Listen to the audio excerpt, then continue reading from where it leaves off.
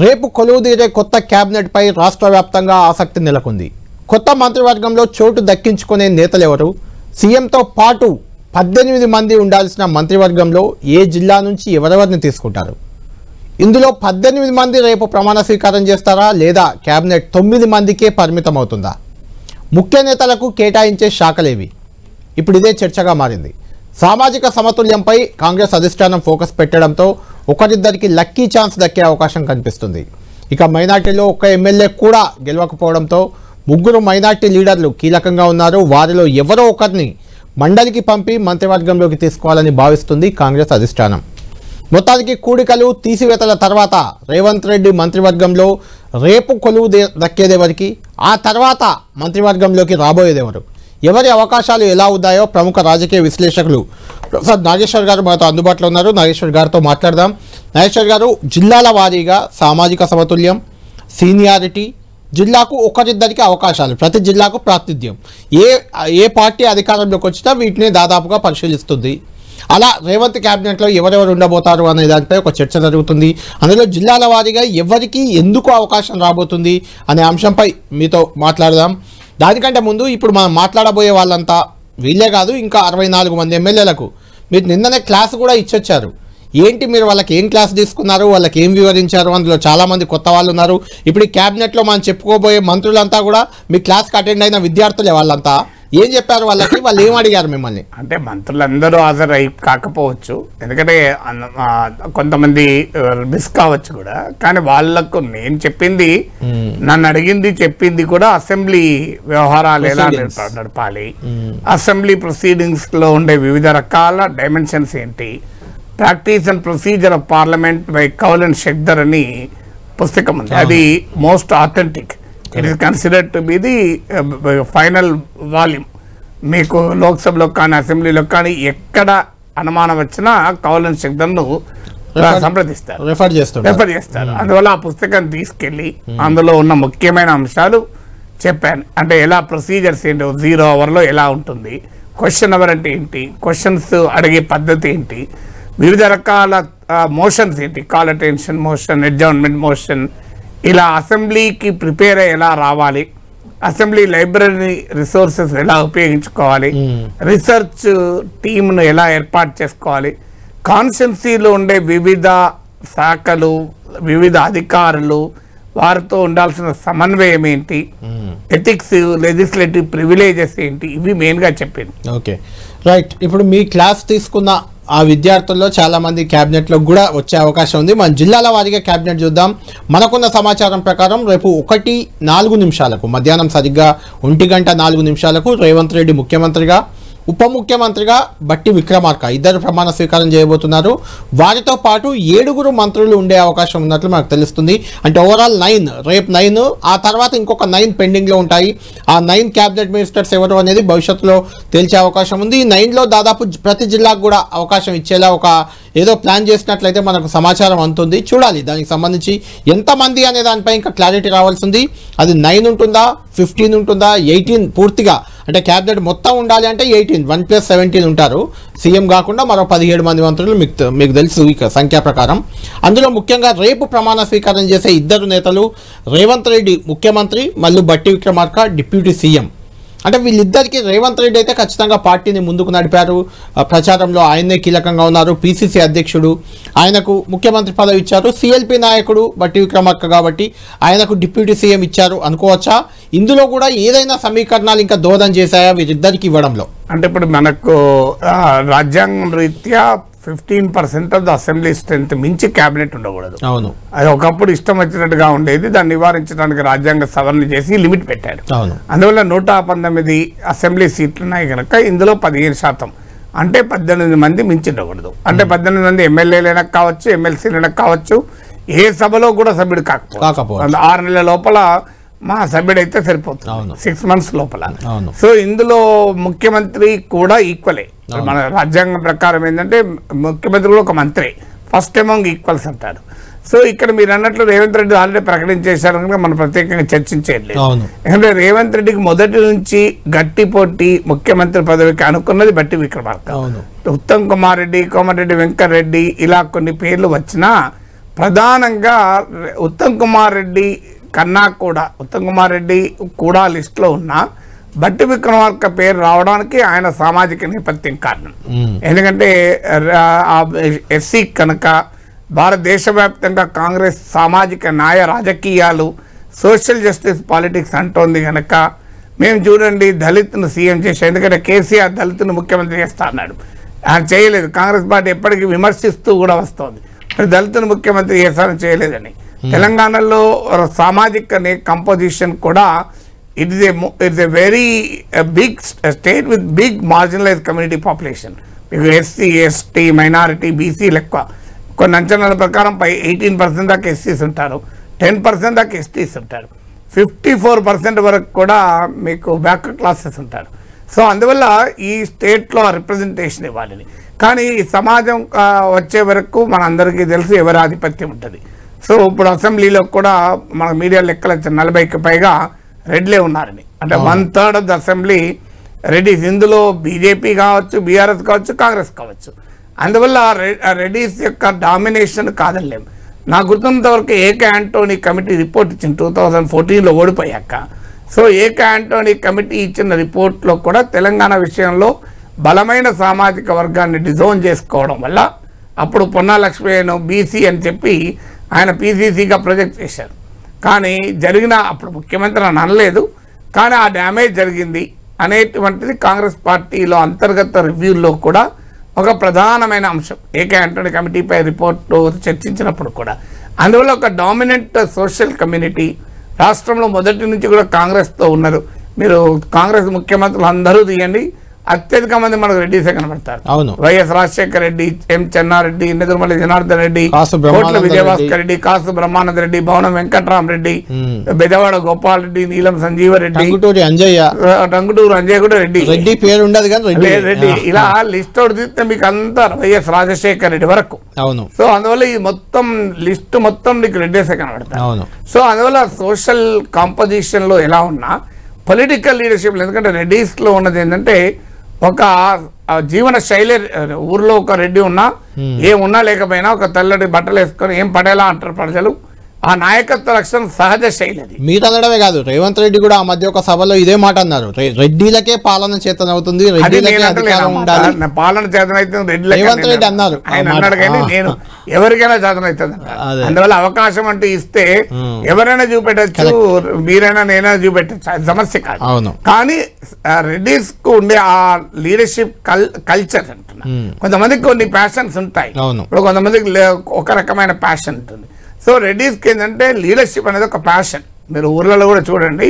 So ఆస్తిపాస్తులతో సంబంధం లేదు, రెడ్డి అంటే ఒక లీడర్షిప్ ప్యాషన్ ఉంటుంది. సో అలా ఉండడం వల్లనే ఇంతమంది ఉన్నారు, లేకుంటే ఎందుకుంటారు, కారణం లేదు కదా. సో అందువల్ల ఇతర కమ్యూనిటీస్ కూడా మొబిలైజ్ చేయగలుగుతారు వాళ్ళు. మీరు బీసీ ముఖ్యమంత్రి అంటే బీజేపీకి ఇద్దరు బీసీ ముఖ్యమంత్రి అభ్యర్థులు ఓడిపోయారు, ముగ్గురు. ఈటల రాజేందర్ కావచ్చు, బండి సంజయ్, ధర్మపురి అరవింద్ కూడా ప్రముఖ బీసీ నాయకుడు ఓడిపోయారు. సో అందువల్ల మీకు ఎస్సీ వర్గీకరణ చేసిన బీజేపీకి ఎస్సీసీ ఏమీ మద్దతు ఇవ్వలేదు. షెడ్యూల్ కాస్ట్ రిజర్వ్ సీట్లో అత్యధికంగా కాంగ్రెస్ గెలుచుకుంది. సో అందువల్ల ఈ డైమెన్షన్ రిజర్వ్ సీట్ లో ఒక్కటి కూడా గెలవలేదు బీజేపీ, ఒక్కటి కూడా గెలవలేదు. అందువల్ల ఈ డైమెన్షన్ ఉంది కనుక రెడ్డి కాదని లేదు. అదే సమయంలో మీకు ఎస్సీ ఎస్టీ నియోజకవర్గాల్లో నాకు గుర్తున్నంత వరకు 31 నియోజకవర్గాలు 23 కాంగ్రెస్ గెలిచింది. So Congress party strike rate మీకు ఓవరాల్ గా చూసుకుంటున్నా దాంతో పోలిస్తే ఎస్సీ ఎస్టీ కాన్స్టిట్యున్సీలో చాలా ఎక్కువ. అలాగే మీకు ఇండియా టుడే సర్వే ప్రకారం కూడా 51% ఆఫ్ ఎస్సీస్, 48% ఎస్టీస్ కాంగ్రెస్ మొగ్గు చూపారు. ఓవరాల్ గా 40-41% ఓటింగ్ రేట్ ఉంది. సో ఇవన్నీ కూడా సమర్థించుకోవడానికి బట్టి విక్రమార్క ఒక బేస్ పాయింట్స్ ఉంది. లాయల్ మొదటి నుంచి అన్నిటికీ మించి పార్టీకి లాయల్. ఆయన మొదటి నుంచి పార్టీకి లాయరు, అవుట్ గోయింగ్ అసెంబ్లీలో కాంగ్రెస్ లెజిస్లేచర్ పార్టీ నాయకుడు. సో ఇవన్నీ ఆయనకు ఉన్నటువంటి పాజిటివ్ అంశాలు. సో ఇక మిగతా సీనియర్లలో కూడా రేవంత్ రెడ్డికి వ్యతిరేకంగా వాళ్ళు సజెస్ట్ చేయడం మళ్ళీ బట్టి పేరు. రేవంత్ రెడ్డికి ఏంటంటే ఎమ్మెల్యేల మద్దతు ఉన్నది, అధిష్టానం దాన్ని అంగీకరించింది.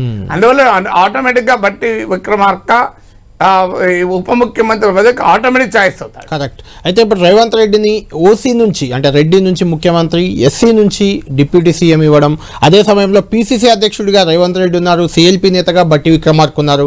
100% ఇది రైట్ ఛాయిస్ అని మనం అనుకోవచ్చు. అంటే ఈ కాంబినేషన్ ఇప్పుడు మీకు ఈ చేత కర్ణాటకలో కూడా వచ్చింది. అవును. పిసిసి అధ్యక్షుడుగా శివకుమార్, సిఎల్పి నేత సిద్ధరామయ్య. అవును. సాధారణంగా వీళ్ళిద్దరిలో ఒకరికి ఛాన్స్ వస్తారు, రేర్ కేసులున్న వేరే వాళ్ళు వస్తారు. ఇప్పుడు వైఎస్ రాజశేఖర రెడ్డి సిఎల్పి నేత, డి శ్రీనివాస్ పిసిసి అధ్యక్షుడు. సో ఆటోమేటిక్ గా వైఎస్ రాజశేఖర రెడ్డి అయ్యాడు. అంటే అని సిఎల్పి నేత కావాలని రూల్ లేదు, సిఎల్పి ఆర్ ఇద్దరిట్లో ఒకరు జనరల్ గా అవుతుంటారు. ఇప్పుడు ఇద్దరికి ఒక రకంగా సమప్రాధాన్యత దక్కినట్టే. అంటే ఆ సమస్యలు దగ్గర యాక్చువల్ గా కాంగ్రెస్ హైకమాండ్ చాలా బలంగా ఉన్న రోజుల్లో వీళ్ళిద్దరు కూడా పక్క పెట్టి ఎవరన్నా పట్టుకొచ్చేవారు. కరెక్ట్. కేంద్రం నుంచి పారచులు పట్టుకొని దిగేవారు. ఇప్పుడు ఆ పరిస్థితి లేదు. చాలా సార్లు మనం చూసాం, కేంద్ర మంత్రులు ముఖ్యమంత్రులైన దాఖలాలు, పార్లమెంట్ సభ్యులు ముఖ్యమంత్రి ఇప్పటి కూడా బీజేపీలో జరుగుతుంది. ఇప్పుడు గుజరాత్ ముఖ్యమంత్రి విషయంలో జోక్ కూడా అంటే కేంద్రంలో అధికారంలో ఉంటే ఇప్పుడు కూడా అలా జరిగేది. గుజరాత్ ముఖ్యమంత్రి విషయంలో ఏం జోక్ ఏంటంటే సడన్ గా మీటింగ్ లో ఆయన పేరు ఇప్పటి కూడా గుజరాత్ ముఖ్యమంత్రి పేరు కూడా మనకు గుర్తుండదు. అవును. సో ఆయన పేరు ప్రకటించడంతో ఆయన పక్కలకి ఇట్లా నా పేరేనా మెరనామయ్య అన్నాడు. అంటే ఆయన కూడా తెలియదు ప్రకటించడానికి. బీజేపీ వర్గాలు అనుకుంటారు అటు తిరిగి మెరనామీజ్ బోలేక అన్నాడట. సో అలా ఉంటుంది అన్నట్టు. నాగేశ్వర్ గారు, మొత్తానికి ప్రమాణ స్వీకారానికి ఇద్దరు సిద్ధమైపోయారు, రేవంత్ రెడ్డి, బట్టి విక్రమార్క. బట్టి విక్రమార్క ఒక్కనే డిప్యూటీ సీఎం 100% ఒక్కనే చేస్తారని తేలిపోయింది సార్. అదే ఇప్పుడు తేలిపోయింది, అది ఎప్పుడైనా ఉంటది. అవును. అయితే దానికి బట్టి విక్రమార్క పట్టుబట్టినట్టు, ఎందుకంటే నలుగురిని పెడితే బట్టి విక్రమార్క స్టేటస్ రాదు, తగ్గిపోతుంది. కానీ మీకు ఆంధ్రప్రదేశ్ మోడల్ ఏంటంటే మిగతా వారు కూడా అన్ని సామాజిక వర్గాల నుంచి అక్కడ ఉన్నారు. పార్టీలో కూడా వర్కింగ్ ప్రెసిడెంట్ ఇచ్చినప్పుడు మీకు గుర్తుండే ఉంటుంది. అప్పుడు కూడా జగ్గారెడ్డి ఈవెన్ అజారుద్దీన్ కూడా ఇచ్చారు. అందువల్ల ఈ సంస్కృతి సాంప్రదాయం కాంగ్రెస్ లో కూడా ఉంది. అంటే ఇవాళ కాకపోయినా రేపైనా ఇతర సామాజిక వర్గాల నుంచి అనివార్యంగా డిమాండ్ వస్తుంది. మీరు ఎస్టీస్ నుంచి వస్తుంది. దామోదర్ రాయనరసింహ అడుగుతున్నారని టాక్ ఉంది, ఉత్తమ్ కుమార్ రెడ్డి అడుగుతున్నారని ఉంది, ఈవెన్ సీతక్క పేరు రేవంత్ రెడ్డి సజెస్ట్ చేశారని ఉంది. ఇంకోటి ఇక్కడ కీలకం ఏంటంటే ఎస్సీస్ అనడంతో తెలంగాణలో మాలా మాదిగ కూడా వస్తుంది, అది కూడా వస్తుంది. సో ఎందుకంటే తెలంగాణలో మాదిగల జనాభా ఎక్కువ. అవును. కంపారిటివ్లీ ఆంధ్రలో మాలల జనాభా ఎక్కువ. అవును. సో ఒకసారి మొదలైనాక రాజకీయ నాయకులు ఊరుకుంటారా? సమాజంలో ఉన్న ఫాల్ట్ లైన్స్ అన్నిటినీ ముందుకు తెస్తారు. రాజేంద్ర సింగ్ ఇద్దరు డిప్యూటీ చీఫ్ మినిస్టర్ కూడా పనిచేశాడు. కేసీఆర్ క్యాబినెట్ లో కూడా ఇద్దరు ఉన్నారు. కేసీఆర్ క్యాబినెట్ లో కూడా దళిత్ మైనార్టీ ఇచ్చారు, బ్యాలెన్స్ చేస్తారు. అవును. అయితే నాగేశ్వర్ గారు ఇద్దరు ప్రమాణ స్వీకారానికి రెడీ అయిపోయారు, ఇది కన్ఫామ్ అయిపోయింది. మనం అదే చర్చించాం ఇంతసేపు. ప్రమాణ స్వీకారానికి సంబంధించి ఆహ్వాన పత్రికలు కూడా అందరికీ పంపుతున్నారు. రేవంత్ రెడ్డి అయితే ఏకంగా ప్రజలకే ఒక లేఖ రాశారు ప్రమాణ స్వీకారానికి రమ్మని. ఆ లేఖ చిన్న లేఖ ఉంది, అది మీకు ఒక్కసారి వినిపిస్తాను. ప్రజాప్రభుత్వ ప్రమాణ స్వీకారానికి ఆహ్వానం. తెలంగాణ ప్రజలకు అభినందనలు. విద్యార్థుల పోరాటం, అమరుల త్యాగం, శ్రీమతి సోనియా గాంధీ ఉక్కు సంకల్పంతో ఏర్పడిన తెలంగాణ రాష్ట్రంలో మనందరి ఆకాంక్షలు నెరవేర్చే ఇందిరమ్మ రాజ్య స్థాపనకు సమయం ఆసన్నమైనది. రాష్ట్రంలో ప్రజాస్వామ్య పారదర్శక పాలన అందించేందుకు బలహీన వర్గాలు, దళిత, గిరిజన, మైనారిటీ, రైతు, మహిళ, యువత సంక్షేమ ప్రభుత్వం ఏర్పాటు చేసేందుకు మీ అందరి ఆశీస్సులతో 2023 డిసెంబర్ 7న అంటే రేపు మధ్యాహ్నం 1:04 హైదరాబాద్ ఎల్బీ స్టేడియంలో ప్రజాప్రభుత్వం ప్రమాణ స్వీకారం చేయబోతుంది. ఈ మహోత్సవానికి రావాల్సిందిగా మీ అందరికీ ఇదే ఆహ్వానం. మీ రేవంత్ రెడ్డి సిఎల్పి నాయకుడు. ప్రజలందరికంటే మీకు నాకు కూడా ఆహ్వానం పంపారు. అంతే. ఎలా చూడాలి ఈ ఆహ్వాన పత్రికను? రేవంత్ రెడ్డి స్వయంగా ప్రజలకు రాయడాన్ని. ఎందుకంటే కాంగ్రెస్ పార్టీ బీఆర్ఎస్ పైన అటాకింగ్ గా పెట్టిన పొలిటికల్ నరేటివ్ ని మన రాహుల్ గాంధీ ఉపన్యాసాల్లో చాలాసార్లు చెప్పాడు. దొరల తెలంగాణ వర్సెస్ ప్రజల తెలంగాణ. అది కాంగ్రెస్ పార్టీ నినాదం. గడీల పాలన పడగొడతాం, ఆ సచివాలయంలోకి ఎవరైనా ఎలో చేస్తాం, దీని పేరు ప్రగతి భవన్ ప్రజాభవన్ గా మారుస్తాం, ప్రగతి భవన్ లో ప్రజలు స్వేచ్ఛగా వెళ్ళొచ్చు, సెక్రటేరియట్ లో స్వేచ్ఛగా వెళ్ళొచ్చు. అంటే బీఆర్ఎస్ ను ఎదుర్కోవటానికి కాంగ్రెస్ వాడిన నినాదమే 10 ఏళ్ల అహంకారం. అది బాగా ఎలక్షన్స్ లో కూడా ఫెచ్ అయింది. ఎందుకంటే ఒక నరేటివ్ జనంలో నమ్మారు. అంటే కేసీఆర్ అందుబాటులో ఉండడు, దానికి తగ్గట్టుగా ప్రభుత్వం చేసిన పొరపాటు ఏంటంటే ఈవెన్ ఎమ్మెల్యేలకు కూడా సెక్రటేరియట్ లో పర్మిషన్ లేదనడం, మీడియాకు కూడా పర్మిషన్ లేదనడం. సో ఇవన్నీ కూడా చాలా సమస్యలు వచ్చాయి. ఇప్పుడు గద్దర్ లాంటి వాళ్ళని ప్రగతి భవన్ లో వెయిట్ చేయించారని, ఇవన్నీ పబ్లిక్ డొమైన్ లో రకరకాల రూపాల్లో ప్రజాభిప్రాయం నిర్మించాయి. కాంగ్రెస్ ప్రభుత్వ హయాంలో అలా ఉండదు. కాబట్టి కాంగ్రెస్ పార్టీ యొక్క లక్షణం అది. నిన్న నేను హోటల్కి పోయాను కదా ఎమ్మెల్యేల క్లాస్ చెప్పడానికి. లోపల కార్పొరేటర్లు ఉన్నారు, లోపల మండల ప్రెసిడెంట్లు ఉన్నారు, ఎమ్మెల్యేలతోని. అదే ఇక అసలు గోల అంటే కాంగ్రెస్ పార్టీ అంటేనే అట్లా. సో ఆడ సీఎం ఆయన రేవంత్ రెడ్డి పక్కన కూడా కాంగ్రెస్ కార్యకర్తలు ఉన్నారు. అదే అలాంటి సింబాలిక్ ఇవ్వడానికి లేక అనుకోవచ్చు. అంటే ఆడ గ్యాప్ చాలా తక్కువ కాంగ్రెస్ లో. ముఖ్యమంత్రి దగ్గర కూడా మండల ప్రెసిడెంట్ పోతాడు ఏమన్నా అనుకుంటా. మీకు అది కూడా టీఆర్ఎస్ ఉద్యమ కాలంలో ఉండే అక్కడే సమస్య వచ్చింది. ప్రభుత్వం వచ్చాక అది లేదు అన్న భావన బాగా పెరిగింది. అంటే ఎమ్మెల్యేల అంత ఈజీగా ఉండకపోవచ్చు అని కూడా అంటారు మిగిలిన కాంగ్రెస్ నాయకులతో కంపారిటివ్లీ. అది నిజమాబద్ధం. ఇప్పుడు కేసీఆర్ విషయంలో కూడా అది ఎంతవరకు నిజం అన్నది కాదు. అవును, జనం ఏమి నమ్మారని. ఇప్పుడు ఈటల రాజేందర్ కూడా వచ్చి మేమంతా పోతే ఎమ్మెల్యేలు గంగుల కమలాకం అంతా పోతే మనం గేట్ దగ్గరకు పంపించారు. అవును, ఇవన్నీ పొలిటికల్ నరేటివ్ నమ్మారు జనం. నిజమాబద్ధం మనం చర్చించేది కాదు.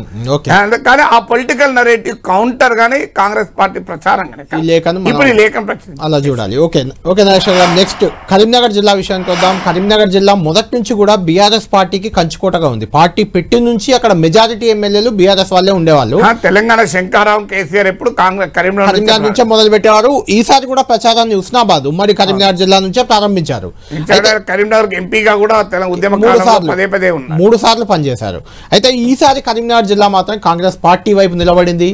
13 సీట్లలో 9 సీట్లు కాంగ్రెస్ గెలుచుకుంది. అక్కడ చాలా బిగ్ ఫిగర్. అది ఉత్తర తెలంగాణలో చాలా ఎక్కువ సీట్లు గెలుచుకున్న జిల్లా అదే. అక్కడ నుంచి ముఖ్యంగా 3 పేర్లు పరిశీలనకు వస్తున్నాయి. అందులో ఖచ్చితంగా 2 అయితే కన్ఫామ్. ఒకటి పొన్నం ప్రభాకర్, ఆయన బీసీ సామాజిక వర్గం, గౌడ సామాజిక వర్గానికి చెందిన బలమైన నాయకుడు, తెలంగాణ ఉద్యమంలో ఎంపీగా చేశారు, మీకు తెలుసు. రెండోది దుద్దిల్ల శ్రీధర్ బాబు, ఓసీ సామాజిక వర్గం, బ్రాహ్మణ, మంతని నుంచి ఆయన ఎమ్మెల్యేగా గెలిచారు. గతంలో ఆయన మంత్రిగా కూడా పనిచేశారు. వాళ్ళ ఫాదర్ కూడా మీకు తెలుసు శ్రీపాదరావు, ఆయన స్పీకర్గా కూడా ఉన్నారు ఉమ్మడి ఆంధ్రప్రదేశ్లో. అందుకే ఏమో ఇప్పుడు ఆయన స్పీకర్గా కూడా ఉండు అని ఏదో ఒక ప్రతిపాదన వచ్చినట్టుంది. ఇక 3వ వ్యక్తి ఎమ్మెల్సీ జీవన్ రెడ్డి, ఎమ్మెల్యేగా ఓడిపోయారు జగిత్యాల నుంచి. అయితే ఎమ్మెల్సీగా ఆయన ఉన్నారు కాబట్టి ఆయనకు కూడా అవకాశం ఇవ్వచ్చు. చాలా సీనియర్ నాయకుడు అని ఆయన గుర్తింపు ఉంది. అది కొంచెం క్వశ్చన్ మార్క్గా ఉంది. అది పక్కన పెడితే వీళ్ళిద్దరు కన్ఫామ్. ఇలా కరీంనగర్ జిల్లా సమీకరణాన్ని ఇలా చూస్తారు. అంటే జీవన్ రెడ్డికి వచ్చేటువంటి అంశం డెఫినెట్ గా సీనియర్ నాయకుడు, పెద్ద ఆయన ఇబ్బంది ఉండకూడదు. కానీ ఆయన రెడ్డి. అవును, ఇప్పుడు ఇక్కడ ఏమవుతుంది, మనకు నచ్చినా నచ్చకపోయినా కులాలు లెక్కలు పెట్టాల్సిందే ఖచ్చితంగా. ఉమ్మడి జిల్లాలైనా కనీసం ప్రాతిపదికగా జిల్లాల పట్ల బ్యాలెన్స్ చేయాల్సిందే. కొంత ఎంత కాకపోతే ఎంతైనా. ఇక కాంగ్రెస్ పార్టీలో 3వది ఉంటుంది బీఆర్ఎస్ లో లేనిది, గ్రూప్ లో కూడా బ్యాలెన్స్ చేయాలి. ఎందుకంటే అక్కడ గ్రూప్ అంతా కేసీఆర్ గ్రూపే కనుక కేసీఆర్ ఇవ్వాలనుకుని ఇస్తాడు, ఇవ్వద్దనుకుని ఇవ్వడు. సో ఇక్కడికి వచ్చే వరకు ఈ 3 బ్యాలెన్స్ లో చేయాలి. ఈ 4వ బ్యాలెన్స్ ఏంటంటే కొత్తదనం చూపాలి. ఎందుకంటే అంతా మళ్ళీ పాత వాళ్ళు, ఎందుకంటే బీఆర్ఎస్ ప్రధానమైన విమర్శ అదే కదా, ఇలా కొత్తగా చూస్తున్నామా, ఇలా ఏదో కొత్త మార్పు అంటారు, ఇలా మార్పు ఏమున్నది, ఇలా పాత వాళ్ళే కదా అని చెప్పి కేసీఆర్ పదే చెప్పారు. అంటే బీఆర్ఎస్ నరేటివ్ ఎగనెస్ట్ కాంగ్రెస్ ఏంటి, పేరుకు కొత్త మార్పు ఎక్కడిదని. ఇప్పుడు అందరినీ పాత వాళ్ళతోనే మళ్ళీ ప్రభుత్వం ఏర్పాటు చేస్తే ఉమ్మడి రాష్ట్ర కాంగ్రెస్ పాలనను గుర్తుకు తెస్తారు. అదే జరిగితే కాంగ్రెస్ పార్టీకి ఛాలెంజ్ అవుతుంది, బీఆర్ఎస్ ఉపయోగించుకుంటుంది. అంటే వీళ్ళంతా ఉమ్మడి రాష్ట్రంలో అప్పుడు ఉమ్మడి సమైక్య పాలకుల దగ్గరే ఉన్నారు కదా అనేది ఇప్పుడు బీఆర్ఎస్ కాగితం అయితే మీరు చూస్తుండండి. బీఆర్ఎస్ తెలంగాణ సెంటిమెంట్ రగిలించి వీళ్ళపైన ప్రయోగిస్తుంది. వీళ్ళంతా ఎవరు, సమైక్య పాలకులకు తెలంగాణ ప్రజలను కట్టబెడి వీళ్ళన్నీ వాళ్ళే గెలిచారు కదా, ఆల్రెడీ వాళ్ళే గెలిచారు. కానీ అదే జరుగుతుంది. అందువల్ల ఆయన చెప్పి వాళ్ళని ఇగ్నోర్ చేయరాదు. ఎందుకంటే వాళ్ళు సీనియర్లు, వాళ్ళు గెలిచారు, వాళ్ళు కూడా తెలంగాణ ఉద్యమంలో భాగమే. వాళ్ళేం వేరే వాళ్ళు బయట లెక్కలు కాదు కదా. సో అందువల్ల వాళ్ళకి ఇవ్వక తప్పదు, కొత్తదనం తేక తప్పదు. అందువల్ల ఎంతో కొంత బ్యాలెన్స్ చేయాల్సి ఉంటుంది. ఓల్డ్ అండ్ న్యూ అంటే కొంత ఫ్రెష్ బ్లడ్ కనప్పుడు రేవంత్ రెడ్డి వల్ల ఫ్రెష్ బ్లడ్ వచ్చింది, ముఖ్యమంత్రి కొత్త వాడని, కొంత ఫ్రెష్ బ్లడ్ కల్పించాల్సి ఉంటుంది. ఇవన్నీ కామన్. అంటే కులము, ఉమ్మడి జిల్లాలకు బ్యాలెన్స్, గ్రూప్ల మధ్య బ్యాలెన్స్, కొత్త పాత్రల మధ్య బ్యాలెన్స్, ఈ 4 చేయాల్సి ఉంటుంది. ఇందులో ఇప్పుడు జీవన్ రెడ్డికి వచ్చే ఛాలెంజ్ ఏంటంటే రెడ్డి. సో నల్గొండ నుంచి రెడ్లు తప్ప ఇంకెవరు ఉండరు. ఇతర ప్రాంతాల నుంచి కూడా మీకు రెడ్ల డామినేషన్ ఎక్కువ. కాంగ్రెస్ లో 27 మంది మా రెడ్లు ఉన్నారని. జీవన్ రెడ్డికి వచ్చిన ప్రాబ్లం ఏంటంటే వాళ్ళంతా గెలిచిన రెడ్లు, జీవన్ రెడ్డి ఓడిపోయారు.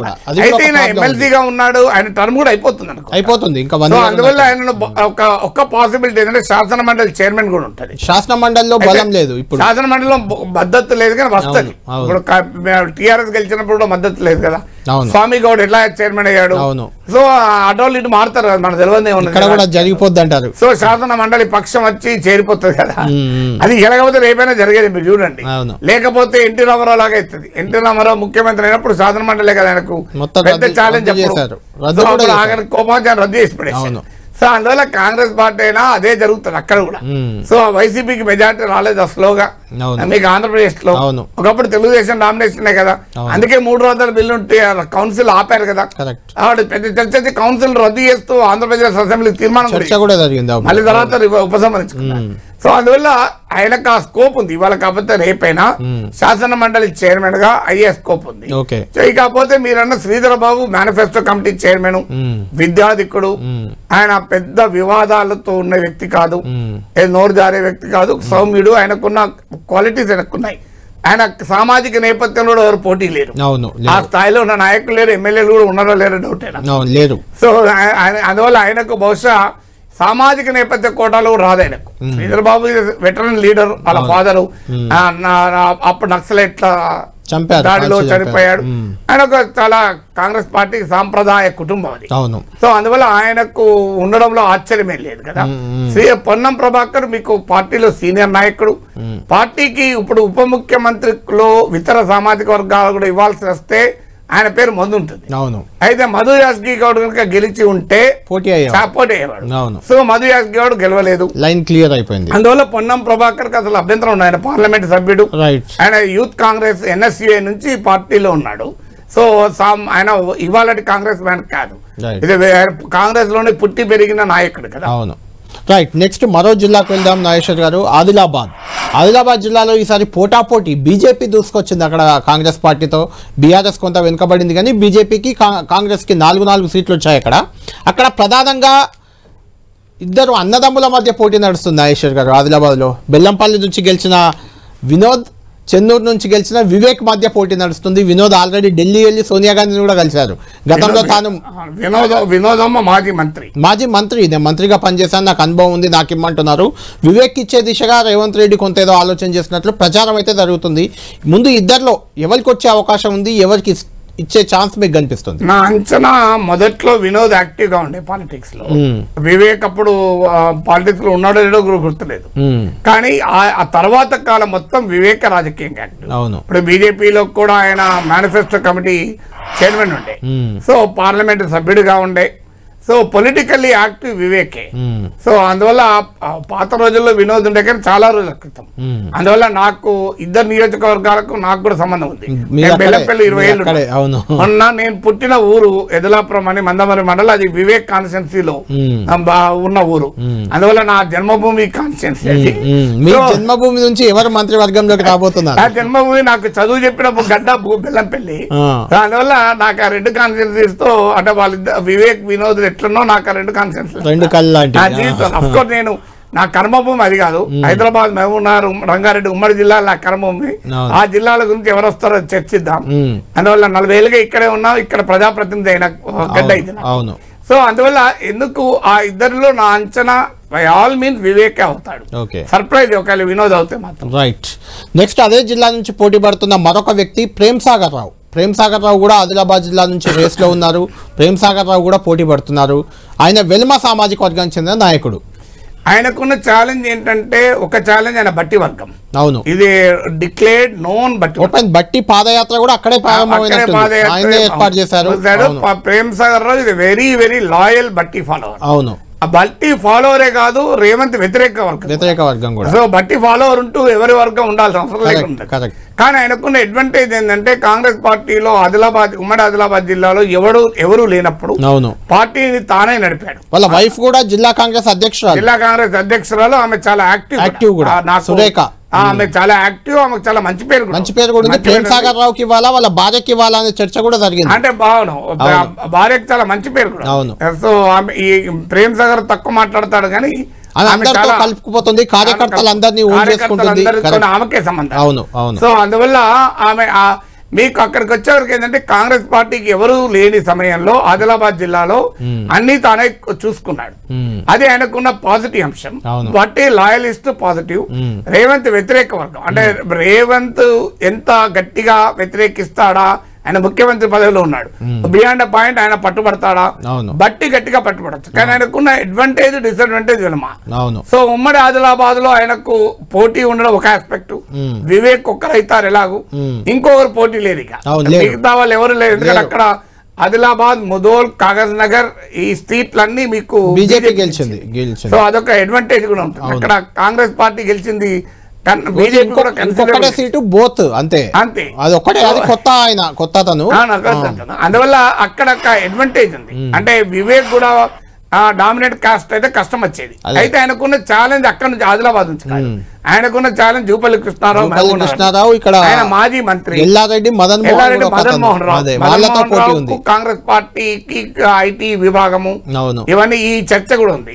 అందువల్ల మదన్ మోహన్ రావు కూడా నాకు తెలిసినంత వరకు ఆయనకు కూడా ఈ సమస్య ఉంది. రేవంత్ అనుకూల వ్యతిరేక వర్గమే, రాహుల్ గాంధీకి అనుకూల వర్గం, రాహుల్ గాంధీకి సాన్నిహిత్యం, అనుకూల వర్గం కన్నా సాన్నిహిత్యం ఉందని. సో అందువల్ల ఈ ముగ్గురులో ప్రేమ్ సాగర్ గట్టి పోటీ, ఈ ముగ్గురులో ఎవరు అనేది, ఎందుకంటే వెల్మాస్ నుంచి ఇద్దరికి ఇవ్వలేరు. అవును. సో ఎందుకంటే అది చెప్పలేం నాగేశ్వర్ గారు, ఇద్దరికి ఇచ్చే అవకాశం కూడా ఉంది. ఎందుకంటే మొన్నటి వరకు నలుగురు ఉన్నారు క్యాబినెట్, అంటే అది వేరు, బీఆర్ఎస్ వేరు, నలుగురు ఎవరు, కేసీఆర్, కేటీఆర్, హరీష్ రావు, కులం పేరు లెక్క, ఎర్రబెల్లి దయాకర్ రావు. సో ఎర్రబెల్లి దయాకర్ ఒక్కడే, మిగతా ఎవరు, మిగతా ముగ్గురు మనం వాళ్ళ ఆ వెనుమకోటాలు రాలే కదా. హరీష్ రావు వెనుమకోటాలు రాలే, కేటీఆర్ వెనుమకోటాలు రాలే. సో అందువల్ల ఎర్రబెల్లి దయాకర్ రావు కూడా ఆ మార్గంతో వెనుమకోట కాలేదు. ఎర్రబెల్లి దయాకర్ రావు తెలుగుదేశంలోని చాలా సీనియర్ నాయకుడు. సో టీడీపీని పట్టుకొచ్చాడు కనుక ఆటోమేటిక్గా అయ్యాడు. సో అందువల్ల ఆ కాంబినేషన్ అంటే బీఆర్ఎస్ లో ఉండే ఆ సామాజిక వర్గానికి ఉండే ఈక్వేషన్ వేరు, కాంగ్రెస్ లో ఇప్పుడు రెడ్లకు ఉండే సహజ advantage, Reddys have natural advantage. అందువల్ల ఇప్పుడు అంటే విలుమలకి రెండు ఇవ్వరు అని నేను అంటలేను, ఇచ్చినప్పుడు ఎక్కడో కన్నా కోత విధించాలి కదా, మళ్ళీ ఎక్కడ కోత విధిస్తారు, ఎందుకంటే ముగ్గురులో ఎవరికి కోత పడుతుంది, ఎవరికి అవకాశం, అందులో మహిళలకు నలుగురికి ఇస్తామని ఇద్దరు మాట ఇచ్చారు, అది కూడా అవకాశం లేదు, అది ఇక్కడ అవకాశం లేదు, అదొక ఛాలెంజ్. ఇంకో ఛాలెంజ్ అంటే బీసీలకు న్యాయం చేస్తామన్నారు, ఎమ్మెల్యే టికెట్లోనే ఇవ్వలేదు అన్న విమర్శ ఉంది. సో ఆ ఎమ్మెల్యే టికెట్లలో అది ప్రామిస్ చేసింది ఇవ్వలేదు కనుక కనీసం ఇక్కడన్నా బ్యాలెన్స్ చేయాలి. అక్కడ మీరు అన్నట్టు నాగేశ్వర్ గారు, మహిళలకు ఇవ్వాలన్నా బీసీలకు బ్యాలెన్స్ చేయాలన్నా ఖచ్చితంగా కోత పడాల్సింది వెలమ రెడ్డి పైనే పడాలి, ఎందుకంటే వేరే క్యాస్ట్ లో అవకాశాలు లేవు. మహిళల్లో కూడా రెడ్డిని తీసుకోవచ్చు, వెలమల్లే కోతపడాలి, పడదు. అవును, ఎందుకంటే అక్కడ ఇప్పుడు ఉత్తమ్ కుమార్ రెడ్డి సతీమణికి ఇవ్వచ్చు అని అంటున్నారు. సో ఆమె విద్యాధికురాలు, చాలా హైలీ క్వాలిఫైడ్ పర్సన్. అవును, రిషి వ్యాలీలో చదివారు. ఆమెకు చాలా ఇంటెలెక్చువల్ నేపథ్యం. ఈవెన్ దయాకర్ రావు పైన గెలిచిన యశస్విని రెడ్డి కూడా ఎన్ఆర్ఐ. అవును, ఎన్ఆర్ఐ కూడా విద్యాధికురాలు. అంటే పద్మజారెడ్డికి అనుభవం కూడా ఉంది కదా, ఎవరు సీనియర్ ఎమ్మెల్యే. ఇప్పుడు ఉత్తమ్ కుమార్ రెడ్డి కాదనుకున్నప్పుడు అనివార్యంగా ఆయన సత్యమణికి ఇవ్వాల్సిందే, ఎందుకంటే ఆమె ఉత్తమ్ కుమార్ రెడ్డి భార్యగా కాదు, ఆమె సయానా నాయకురాలు. ఎందుకంటే ఆమె ఇదివరకు కూడా ఎమ్మెల్యేగా చేశారు. సో చేశారు, ఆమె విద్యావంతురాలు, ఒక నేపథ్యం. Yashasvi Reddy can wait. ఆమె 26 ఏళ్ళ అమ్మాయి, ఆమెకు కొత్తగా ఫస్ట్ టైం ఎమ్మెల్యే కనుక షీ కెన్ వెయిట్. సో అందువల్ల మహిళలకు ఇచ్చినప్పుడు అందులో రెడ్డి కాంబినేషన్, బీసీ కాంబినేషన్ కొన్ని కలపచ్చు. ఎందుకంటే కానీ వెలమ కాంబినేషన్, వెలమ మహిళ ఎవరు గెలవలేదు. సో అందువల్ల అక్కడ సమస్యగా ఉంటది ఎంతమందికి ఇవ్వాలని. రైట్ నాగేశ్వర్ గారు, నెక్స్ట్ ఉమ్మడి నిజామాబాద్ జిల్లాకు వెళ్దాం. ఉమ్మడి నిజామాబాద్ జిల్లా నుంచి ప్రధానంగా పరిశీలనలో ముగ్గురు పేర్లు ఉన్నాయి. అందులో మనం ఇంతసేపు మాట్లాడుకుందాం. మదన్ మోహన్ ఓసీ వెల్మ ఎల్లారెడ్డి నుంచి ఉంది. దాంతోపాటు సుదర్శన్ రెడ్డి ఓసీ రెడ్డి, ఇది మళ్ళీ బోధన్ నుంచి ఉన్నారు, చాలా సీనియర్ మాజీ మంత్రి కూడా. ఇక్కడ ఓడిపోయిన వ్యక్తి ఇక్కడ కూడా ఒకరు ప్రధానంగా చర్చలో ఉన్నారు. ఆయన షబ్బీర్ అలీ, మైనార్టీకి చెందిన నేత. ఆయనకు ఎమ్మెల్సీ ఇచ్చి ఆయన్ని కూడా క్యాబినెట్ లోకి తీసుకుంటారు అనేది చర్చ. నిజంగా చెప్పాలంటే సుదర్శన్ రెడ్డికి అలాగే మీకు మదన్ మోహన్ కన్నా కూడా ఎక్కువ ఛాన్స్ ఉన్నాయి షబ్బీర్. అవును, కరెక్ట్. గెలిచిన ఇద్దరు ఎమ్మెల్యేల కన్నా ఓడిన ఎమ్మెల్యేకి ఎక్కువ ఛాన్సెస్. అవును, ఎందుకు అంటే ఒకటి ఆయన కామారెడ్డి రేవంత్ రెడ్డి కొరకు హైకమాండ్ డిసిషన్ మేరకు ఆయన నియోజకవర్గం వదిలి నిజామాబాద్ వెళ్ళాడు. కామారెడ్డిలో పోటీ అయితే గెలిచేవాడని తర్వాత కానీ నియోజకవర్గం వదిలేడు. కేసీఆర్ రేవంతే ఓడిపోయారు, బట్ ఆ డైమెన్షన్ ఆయనకు ఉంటుంది. తర్వాత యూనిక్ థింగ్ ఏంటంటే 12% ముస్లింలు తెలంగాణలో. అందులో ఎంఐఎం మినహా ఎక్కడ కాంగ్రెస్ పార్టీలో ఒక్క ముస్లిం లేడు, గెలవలేదు. సో బీఆర్ఎస్ లో కూడా ఉన్నట్లేరు, బీఆర్ఎస్ లో కూడా గెలవలేదు, బీజేపీలో ఎలాగో ఉంటుంది. సో అందువల్ల అనివార్యంగా ఒకరికి ముస్లింకి ఇవ్వాల్సిందే, ఇంకో మార్గం. ఎందుకంటే అంత పెద్ద కమ్యూనిటీని తెలంగాణలో కాదని అసెంబ్లీలోనే లేకుండా ఉన్నారు, ఎంఐఎం కాకుండా. అందువల్ల కాంగ్రెస్ పార్టీ ఆ రకంగా చేసే అవకాశమే లేదు. ఎందుకంటే that will send wrong signal across the country. ఎందుకంటే దేశవ్యాప్తంగా బీజేపీ వ్యతిరేక బలమైన ఓటు బ్యాంకు ముస్లింసే. అందువల్ల దాన్ని వదులుకుంటే అసదుద్దీన్ ఓవైసీ మొదలు పెడతాడు అన్ని రకాల ఆయుధాలు. సో అందువల్ల ఒకరికి ఇవ్వాలి. ఇవ్వాలన్నప్పుడు నాంపల్లి నుంచి ఓడిపోయిన ఫిరోజ్ ఖాన్ వీళ్ళు ఇలాంటి పేర్లు ఓడిపోయిన అజారుద్దీన్ పేరు వచ్చిన Shabbir Ali is a very more politically powerful candidate. అందువల్ల రేవంత్ రెడ్డి కూడా సన్నిహితుడు.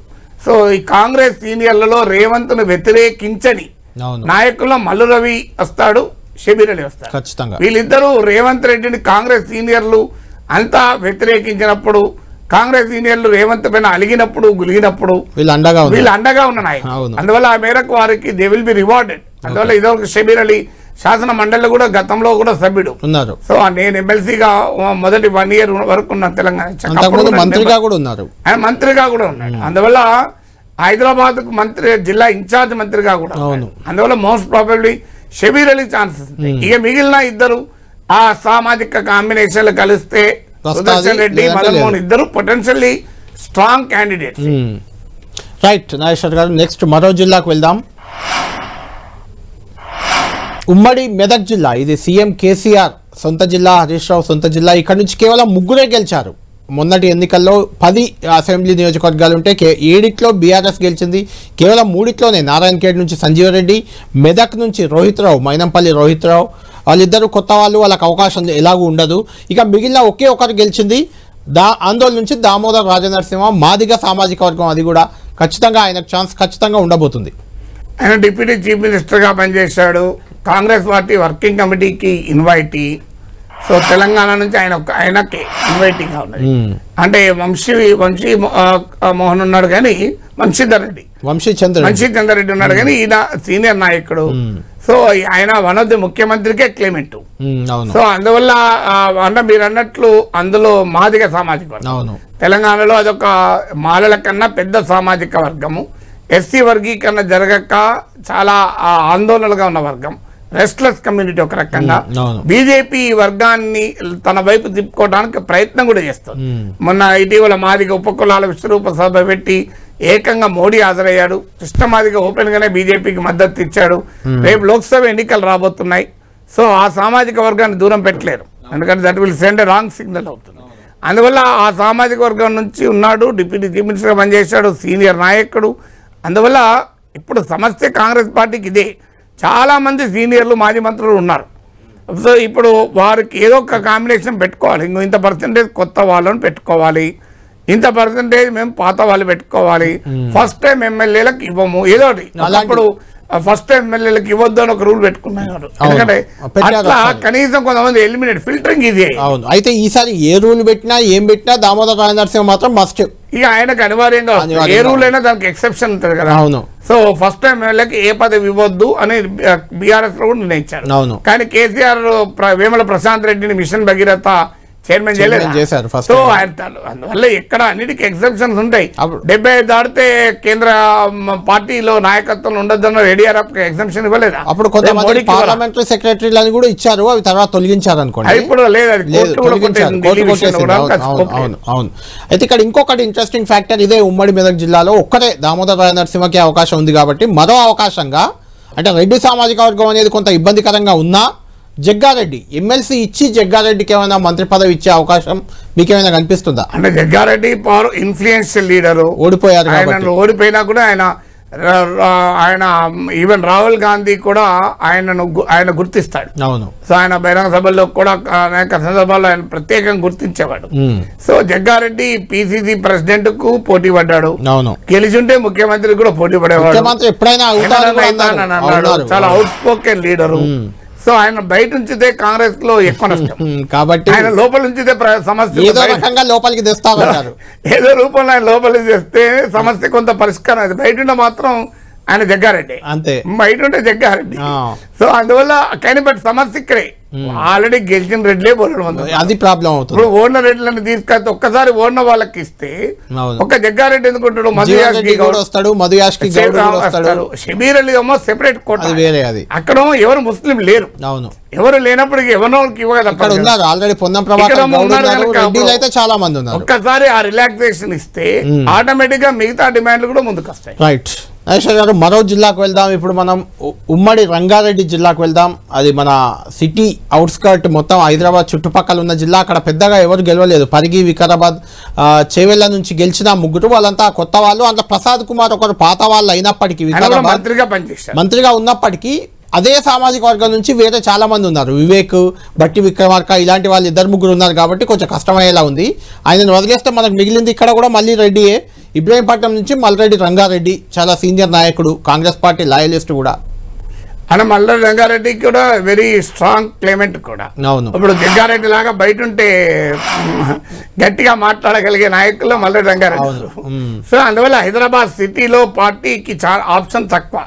అందువల్ల హైదరాబాద్ దాని చుట్టుముట్టున్న ప్రాంతం నుంచి గెలిచిన వారే తక్కువ కనుక డెఫినెట్ గా గెలిచిన వాళ్ళు స్ట్రాంగ్ పీపుల్ కు ఛాన్సెస్ ఉంటాయి. అందువల్ల మల్రెడ్డి రంగారెడ్డి డెఫినెట్ గా one of the strong contender. Right Nageshwar garu, ఇంకొకటి కీలకమైన జిల్లా మరొకటి మహబూబ్ నగర్ జిల్లా. మొత్తం 14 అక్కడ అసెంబ్లీ సెగ్మెంట్లు ఉంటే అందులో 12 కాంగ్రెస్ పార్టీ గెలుచుకుంది. ఖచ్చితంగా అది చాలా పెద్ద రేవంత్ రెడ్డి సొంత జిల్లా కూడా. అక్కడ కేవలం 2 పోయినాయి. ఒకటి గద్వాల్, ఒకటి ఓడిపోయారు. కృష్ణమోహన్ రెడ్డి బీఆర్ఎస్ నుంచి గెలిచారు. అలంపూర్లో విజయుడు అక్కడ బీఆర్ఎస్ నుంచి, ఇద్దరే గెలిచింది. మిగిలిన వాళ్ళంతా బీఆర్ఎస్ఏ, కాంగ్రెస్ నేతలే గెలిచారు అక్కడ నుంచి. ఇక్కడ ప్రధానంగా ముందు చర్చిద్దాం. షాద్నగర్ నుంచి గెలిచిన వీర్లపల్లి శంకర్ బీసీ రజక సామాజిక వర్గం, మక్తల్ నుంచి గెలిచిన శ్రీహరి బీసీలోనే ముదిరా సామాజిక వర్గం. ఇద్దరు బలమైన సామాజిక వర్గాలే. రజకులకు ఎప్పుడూ అవకాశం ఇవ్వలేదు. గతంలో ఒక్కసారి అయ్యారు తప్ప ఎవరికి ఇవ్వలేదు. ఈసారి ఇచ్చే అవకాశం ఉందని ఒక ప్రచారం ఉంది. వీళ్ళిద్దరిలో ఎవరికి అవకాశం ఎక్కువగా ఉంది అంటే ఇద్దరు కూడా స్ట్రాంగ్ క్లైమెంట్స్, ఇద్దరికి అవకాశం నచ్చలేదు. ఎందుకంటే బీసీలకు రిప్రజెంట్ పోటీ అంత లేదు. ఇప్పుడు పొన్నం ప్రభాకర్ ఇప్పటి వరకు మనం మాట్లాడుకున్నది కంపారిటివ్లీ, అంటే మీకు ఎస్సీస్ లో అలాగే రెడ్డిస్ లో వీళ్ళలో ఉన్నంత పోటీ బీసీలో లేదు. మీకు ఇంట్రెస్టింగ్ ఏంటంటే, సో అందువల్ల పొన్నం ప్రభాకర్ క్లియర్, ఆయనకు ఎవరు పోటీ లేదు. తర్వాత మీకు ముదిరాజు, అది పెద్ద కమ్యూనిటీ తెలంగాణలో. బీజేపీ చాలా జాగ్రత్తగా చేస్తున్న కమ్యూనిటీ, ఈవెన్ బీఆర్ఎస్ కూడా ఇగ్నోర్ చేసిన కమ్యూనిటీ. సో ఇటీవల ఎన్నికల్లో చాలా మంది ఊహించింది బీజేపీకి ముదిరాజులు ఏకోన్ముఖంగా ఓటేస్తారు, కానీ అది జరగలే. మీరు బీజేపీ గెలిచిన సీట్లు చూసుకుంటే ఆదిలాబాద్, ముదోల్, కాగజ్ నగర్, నిజామాబాద్ అర్బన్, కామారెడ్డి అన్ని 300 కాపులు ఎక్కువ. సో ఇంట్రెస్టింగ్ ఏంటంటే బండి సంజయ్ సామాజిక వర్గమైన 300 కాపులు ఎక్కువ కాన్స్టిట్యున్సీలో ముదిరాజులో ఎవరు గెలవకపోగా ఈటెల రాజేందర్ 2 చోట్ల ఓడిపోయాడు. ముదిరాజులు ఉన్న చోట బీజేపీ గెలవలేదు. ఇప్పుడు నేను చెప్పిన 5 సీట్లలో కాపులు లేరు క్యాండిడేట్స్. క్యాండిడేట్లు 300 కాపులు కాదు. కానీ బండి సంజయ్ ఫ్యాక్టర్ బహుశా పనిచేస్తుంది. కాపు తర్వాత రెడ్డి ఒకటి ఆర్మూర్లో గెలిచారు, రాకేష్ రెడ్డి, తర్వాత కామారెడ్డి, వెంకటరమణారెడ్డి, గోషామాల్, గెలిచింది ఇంతే. అందువల్ల అంటే ఈ 5 నియోజకవర్గాల్లో 300 కాపులు డామినెంట్ గా ఉన్న కాన్స్టిట్యున్సీలో బీజేపీ గెలిచింది. అవును, ఆ 5 వాళ్ళెవరు 300 కాపు క్యాండిడేట్ కాదు, నాకు తెలిసినంత కాదు. సో అందువల్ల ముదిరాజ్ కమ్యూనిటీ బలంగా ఉన్న బీజేపీ వెనకాల ర్యాలీ అవుతా అనుకున్నారు, కాలేదు. అందువల్ల కాంగ్రెస్ ఇగ్నోర్ చేసి ఆయన 300 కాపు సో మీకు ఇగ్నోర్ చేసిన. అందువల్ల కాంగ్రెస్ పార్టీ కల్టివేట్ చేయగలిగే అతిపెద్ద కమ్యూనిటీ. దాంతో పాటు శ్రీహరి ముదిరాజు హైదరాబాద్ కర్ణాటక రీజన్ కు సమీపంలో ఉన్న ప్రాంతం మక్తల్. సో అది పక్కనే రాయచూర్. సో ఈ యాదగిరి నుంచి I think Priyank Kharge represent చేస్తున్నాడు. సో అందువల్ల మల్లికార్జున్ ఖర్గే, ప్రియాంక్ ఖర్గే, ఈవెన్ బోస్ రాజు అంటే తెలంగాణకు in charge, one of the in charges, ఆయన ఎమ్మెల్యేగా గెలవకపోయినా ఆయన ఎమ్మెల్సీగా చేసి మినిస్టర్ ఇచ్చారు. అంటే కర్ణాటక విజయంలో ఆయన కృషిని గుర్తించి వీళ్ళ ముగ్గురితో కూడా సాన్నిహిత్యం ఉన్న నాయకుడిగా చెప్తారు. సో అందువల్ల ఆయన గట్టి క్యాండిడేట్ అవుతాడు. మీరు అన్నట్లు శంకర్ కూడా రజక, అంటే మోస్ట్ బ్యాక్వర్డ్. ఇప్పుడు బీసీలో కూడా చాలా కాలంగా డిమాండ్ వస్తుంది, ఏంటి గౌడ, మున్నూరు కాపు, ముదిరాజు, యాదవ్ ఈ 4 బీసీలను కామా అని అనేక బీసీ కులాలు ఉన్నాయి. అన్ఫార్చునేట్లీ ఏంటంటే ఈ కులాలు పాపం ఎవరికి పట్టించుకోరు, పొలిటికల్ గా లేరు, సోషల్ గా లేరు. అందువల్ల ఆ కమ్యూనిటీస్ నుంచి ఒక డెఫినెట్ గా ఒక ఫ్యాక్టర్ అవుతుంది, అంటే ఎవరైనా సమర్థించుకోవడానికి ఒక ఫ్యాక్టర్ అవుతుంది. అయితే ఇలా నాగేశ్వర్ గారు ఇంట్రెస్టింగ్ ఫ్యాక్టర్ ఏంటంటే మీరు చెప్పిన దానికంటే ఇంట్రెస్టింగ్ ఫ్యాక్టర్ ఏఐసిసి అధ్యక్షుడు ఖర్గేకి శ్రీహరి ముదిరాజ్ దగ్గర అయితే తెలంగాణ పిసిసి అధ్యక్షుడు కాబోయే సీఎం రేవంత్ కి వీర్లపల్లి శంకర్ చాలా సన్నిహితుడు. అన్నది వాళ్ళిద్దరికి అవకాశం, అందుకే అంటున్నాను. ఎందుకంటే వాళ్ళిద్దరికి అవకాశం ఇస్తే ఇంకొక ఇద్దరు ఆల్రెడీ ఇక్కడ అవకాశం దక్కించుకున్నట్టు కనిపిస్తుంది. ఒకటి రేవంత్ రెడ్డి అదే జిల్లా, జూపల్లి కృష్ణారావు రేస్ లో ఉన్నారు. అందుకే ఇప్పుడు అయినా ఉమ్మడి రేవంత్ రెడ్డి ముఖ్యమంత్రి కనుక ఆ కేటగిరీలో జనరల్ గా చూడరు. ఓకే, తర్వాత నీకు ఉమ్మడి భావనలో పెద్ద జిల్లా, తర్వాత 12 మందిలో 10 మంది గెలిచిన జిల్లా. అంటే 10 మంది అంటే నీకు 1/6 కదా. అవును, 10 మంది కాదు, 14లో 12 గెలిచారు. 14లో 12 గెలిచారంటే 1/5. అవును, ఇప్పుడు అంటే కాంగ్రెస్ ఉన్నటువంటి సీట్లలో నియర్లీ 18-19% వస్తారు. అవును, ఆ లెక్కన చూసుకుంటే నీకు ముగ్గురు కేబినెట్ లో కూడా కోటా వస్తుంది. కృష్ణారావు కూడా అవకాశం ఉందంటారా? అంటే స్కోప్ ఉంటుంది, ఎక్కువ కాదు కదా. అవును, ఆ లెక్కన అయితే ఇక్కడ మనం ఇంకోటి గుర్తు పెట్టుకోవాలి, మంత్రులు మాత్రమే మనకు ముఖ్యమంత్రి కాక 17, ఇది కాక స్పీకర్ 18, చీఫ్ విప్ 19, విప్పులు ఉంటాయి 2-3 అనుకుంటా, డిప్యూటీ స్పీకర్ ఉంటుంది. డిప్యూటీ స్పీకర్ అంటే 24-23 మంది దాకా వస్తారు. అందులో శంకర్ కి శ్రీహరికి ఏదైనా ఎందుకంటే కొత్త వాళ్ళు కాబట్టి వాళ్ళకు మంత్రి రానప్పుడు వాళ్ళని విప్పులు గానో ఏదో రకంగా చీఫ్ చేయొచ్చు. అది కూడా చీఫ్ విప్ కూడా కేబినెట్ ర్యాంక్. సో అందువల్ల ఆ పొటెన్షియల్ ఉంది, డిప్యూటీ స్పీకర్ పొటెన్షియల్ ఉంది. సో ఇవన్నీ ఉన్నాయి కనుక అడ్జస్ట్మెంట్ పెద్ద కష్టం కాదు. రైట్, నెక్స్ట్ మరో జిల్లాకు వెళ్దాం నాగేశ్వర్ గారు. మరో కీలకమైన జిల్లా ఉమ్మడి వరంగల్ జిల్లా. ఉమ్మడి వరంగల్ జిల్లా నుంచి ఇంతకుముందే చెప్పుకున్నట్టు 4 మహిళలకు ఇస్తానని రేవంత్ రెడ్డి ప్రకటించారు. ఆ 4 మహిళల్లో 2 మహిళలు వరంగల్ జిల్లాలోనే కీలకమైన మహిళలు ఉన్నారు, కీలక నేతలు ఉన్నారు. అందులో ఒకరు రేవంత్కు సన్నిహితురాలు, టీడీపీ నుంచి కాంగ్రెస్కి వచ్చిన ఎస్టీ సామాజిక వర్గానికి చెందిన ములుగు ఎమ్మెల్యే సీతక్క. మరొకరు బీసీ పద్మశాలి సామాజిక వర్గానికి చెందిన వరంగల్ ఈస్ట్ మాజీ మంత్రి కూడా ఆమె కొండా సురేఖ. అంటే వీళ్ళిద్దరు కూడా దాదాపు గ్యారంటీ అన్నయ్య. అందులో సీతక్క అయితే 100% అనుమానమే లేదు. ఈవెన్ 0.1%, ఎందుకంటే ఆమె రేవంత్ రెడ్డికి కూడా దగ్గర. సో రేవంత్ రెడ్డితో పాటు తెలుగుదేశం నుంచి కాంగ్రెస్ లోకి వచ్చారు. మీకు బట్టి విక్రమార్క డిప్యూటీ సీఎం అన్నప్పుడల్లా వినబడే పేరు సీతక్కదే. ఈవెన్ దళిత సీఎం అన్నప్పుడు కూడా రేవంత్ రెడ్డి నిజమే మా పార్టీలో ఎవరైనా కావచ్చు, సీతక్క ఎందుకు కాకూడదు అన్నాడు. అందులో ఆమె మీడియాలోను సోషల్ మీడియాలోను ఇమేజ్ వచ్చింది. ఆమె నేపథ్యం నక్సల్ నేపథ్యం. సో అందువల్ల ఆమెకు ఆదివాసి, మళ్ళీ ఎస్టీలో లంబాడి కూడా ఆదివాసి, అది కూడా ఒక కీలకమైన అంశం. ఎందుకంటే మన తెలంగాణలో ఆదివాసి లంబాడి ఛాలెంజ్ కూడా ఉంది. సో ఎస్సీ ఎలా అయితే మాదిగ ఇష్యూ ఉందో ఉన్నారు, సీనియర్ ఎమ్మెల్యే గెలిచారు. సో అందువల్ల ఆ జిల్లాలో ఒక మహిళలకైతే ఎలాగో ఇవ్వాలి. అందువల్ల మహిళలకు ఇవ్వాల్సి వచ్చినప్పుడు సీతక్క కన్నా ఇంకెవరుంటారు? సురేఖ కూడా బీసీ. తర్వాత పార్టీలో గతంలో రాజశేఖర రెడ్డి ప్రభుత్వంలోనే మంత్రిగా చేశారు. రేవంత్ రెడ్డి కూడా స్ట్రాంగ్ ఫాలోవర్. ఆమెకున్న ఒక డ్రాబ్యాక్ ఏంటంటే మధ్యలో వైసీపీకి వెళ్ళి టీఆర్ఎస్ కి వెళ్ళి లాస్ట్ లో మళ్ళీ కాంగ్రెస్ కి వచ్చి కొంత ఓకలు, అంటే రిబెలింగ్, మన ఎవరికి తలవంచే మహిళ నాయకులు కాదు. సో ఆ కుటుంబం కొండా సురేఖ చరిత్ర ఉంది. అందువల్ల వాళ్ళు అంత ఈజీగా రాజీ పడరు. సో ఇవన్నీ కూడా ఫ్యాక్టర్స్ ఉంటాయి. అందువల్ల వరంగల్ జిల్లా నుంచి ఇద్దరికీ అవకాశం అని ఆశ్చర్యపడాల్సింది. రైట్, నెక్స్ట్ మరో ముఖ్యమైన జిల్లాకు వెళ్దాం. మరో జిల్లా నల్గొండ. ఉమ్మడి నల్గొండ అంటేనే మనకి అక్కడ రెడ్డిల ప్రాతినిధ్యం కానీ రెడ్డిలకు అవకాశాలు కానీ చాలా ఎక్కువగా ఉంటుంటాయి. బలమైన రెడ్డిలంతా చెప్పాలంటే 4 ముఖ్యమంత్రులు ఇక్కడే ఉన్నారు. అందులో 2 ముఖ్యమంత్రులు కోమటిరెడ్డి వెంకటరెడ్డి, ఉత్తమ్ కుమార్ రెడ్డి, ఇద్దరు ఆల్రెడీ ముఖ్యమంత్రి రేస్లో ఉన్న నేతలు. వాళ్ళిద్దరికైతే అనివార్యం క్యాబినెట్లో.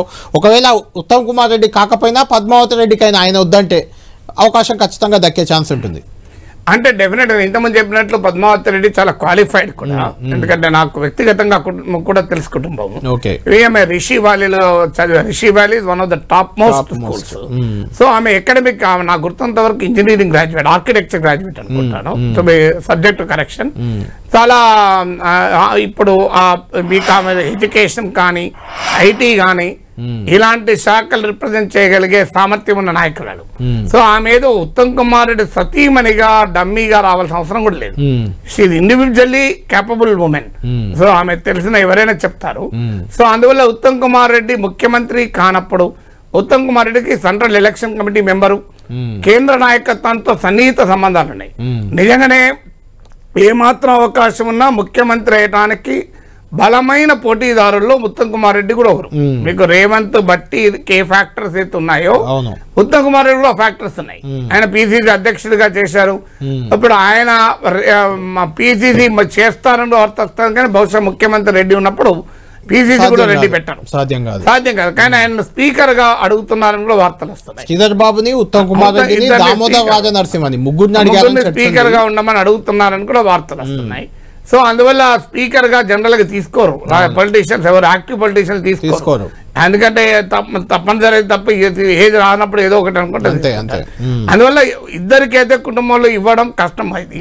ఉత్తమ్ కుమార్ రెడ్డికి ఇచ్చి పద్మజారెడ్డికి ఇస్తే ఆడమేడ కోమటిరెడ్డి బ్రదర్స్ ఉన్నారు పక్కనే. మా ఇద్దరికి ఎందుకు ఇవ్వకూడదు, మమ్మల్ని బ్రదర్స్ గా ఎందుకు చూస్తారు, మమ్మల్ని విడివిడిగా చూస్తారంట. అందులో రాజగోపాల్ రెడ్డి ఊరుకునే మనిషి కాదు. సో అందువల్ల అక్కడ ఛాలెంజెస్ ఉన్నాయి. అంటే ఆ రెండు కుటుంబాల్లో ఇద్దరు కూడా డిమాండ్ చేయగలిగే స్థాయిలో నాయకులే. వివేక్ వినోద్ కూడా మూడు కుటుంబాలు కూడా. సో మైనంపల్లి ఓడిపోయాడు కానీ లేకుంటే నాలుగో కుటుంబం. ఆయన మైనంపల్లిలో ప్రాబ్లం, రోహిత్ కు ముఖ్య మంత్రి పదవికి అవకాశం లేదు. ఉత్తమ్ కుమార్ రెడ్డి పద్మజారెడ్డి ఉమెన్ కనుక ఆమె స్ట్రాంగ్ కంటెండర్ అవుతారు, otherwise not a strong contender. Uttam Kumar Reddy strong contender, Komatireddy brothers ఇద్దరు స్ట్రాంగ్ కంటెండర్. మీకు వెంకటరామ కొడుకులు ఇద్దరు స్ట్రాంగ్ కంటెండర్. సో అందువల్ల ఈ స్ట్రాంగ్ కంటెండర్స్ లో ఈజీగా రిజాల్వ్ చేసుకోవడానికి కాంగ్రెస్ పార్టీ ఏమంటే ఇద్దరి కుటుంబానికి ఒక్కటే అని. అయితే కుటుంబానికి ఒక్క ఎమ్మెల్యే అని అక్కడే రిలాక్సేషన్ ఇచ్చారు. అవును, ఇప్పుడు చెప్పారు. ఇప్పుడు అది ఈజీ కాదులేండి, అంటే ఇద్దరికి ఇవ్వడం సాధ్యం. కాకపోతే ఇద్దరిలో ఎవరికో ఒకరికైతే పక్కా ఉత్తమ్ కుమార్ రెడ్డి లేదా పద్మావతి. ఇక్కడ కోమటిరెడ్డి వెంకటరెడ్డి ఆల్మోస్ట్ కన్ఫర్మ్ అయినట్టు. రైట్.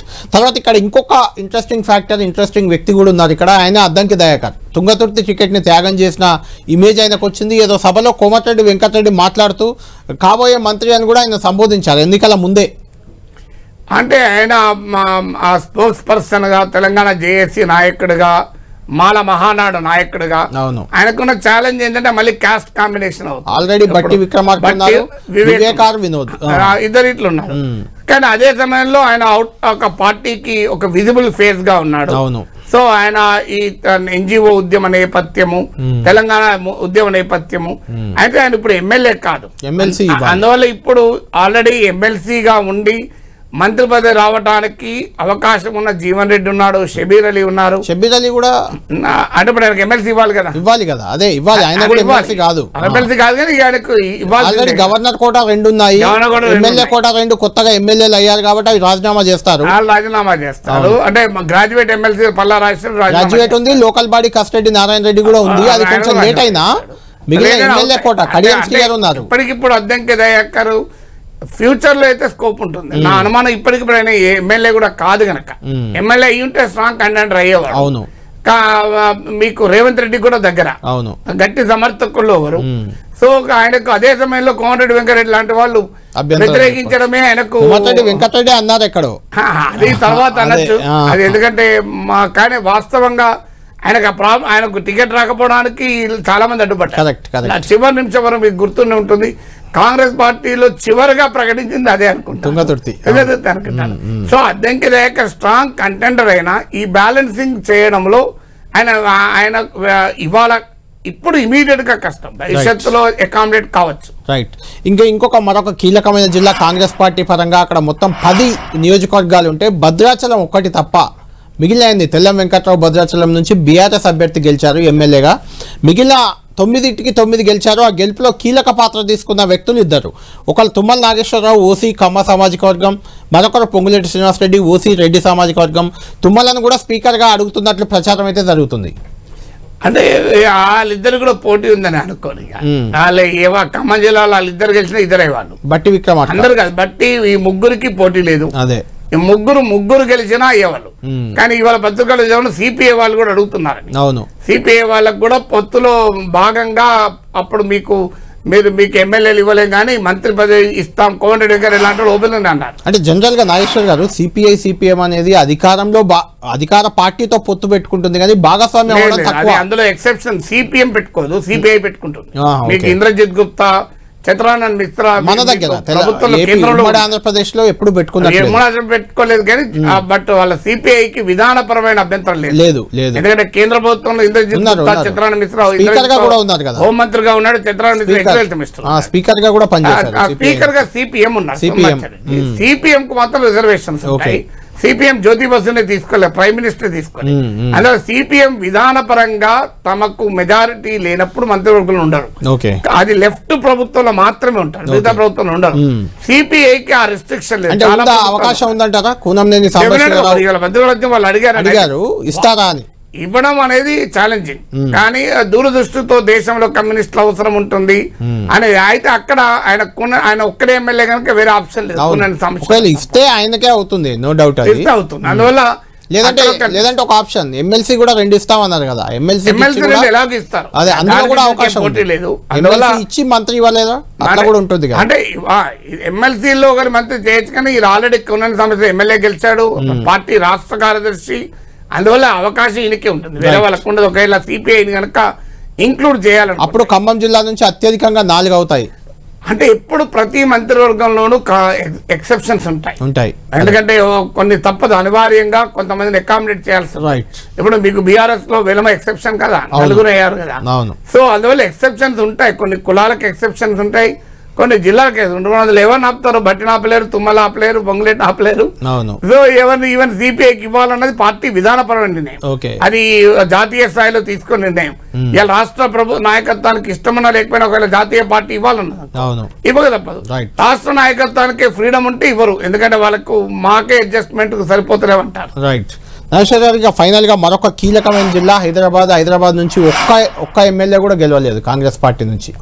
అందుకే హైదరాబాద్ కాబట్టి ఇక్కడ ఓడిపోయిన 2 ఉన్నారు, ఫిరోజ్ ఖాన్ ఒకరు, అజారుద్దీన్ ఒకరు. వీళ్ళిద్దరిలో ఎవరికైనా ఇచ్చే ఛాన్స్ ఉందా? అంటే హైదరాబాద్ ముస్లిం అంటూ ఇస్తే వీళ్ళిద్దరికన్నా షబీర్ అలీ స్ట్రాంగ్ క్యాండిడేట్. అవును, కానీ హైదరాబాద్ కోటాలో మల్లారెడ్డి రంగారెడ్డి హైదరాబాద్ కోటాలో వేసుకోవాల్సింది అంతే, ఎందుకంటే ఆయన ఎల్బీనార్ వాడే కదా. ఏదో అక్కడ నుంచి పోటీ చేయొచ్చు కానీ.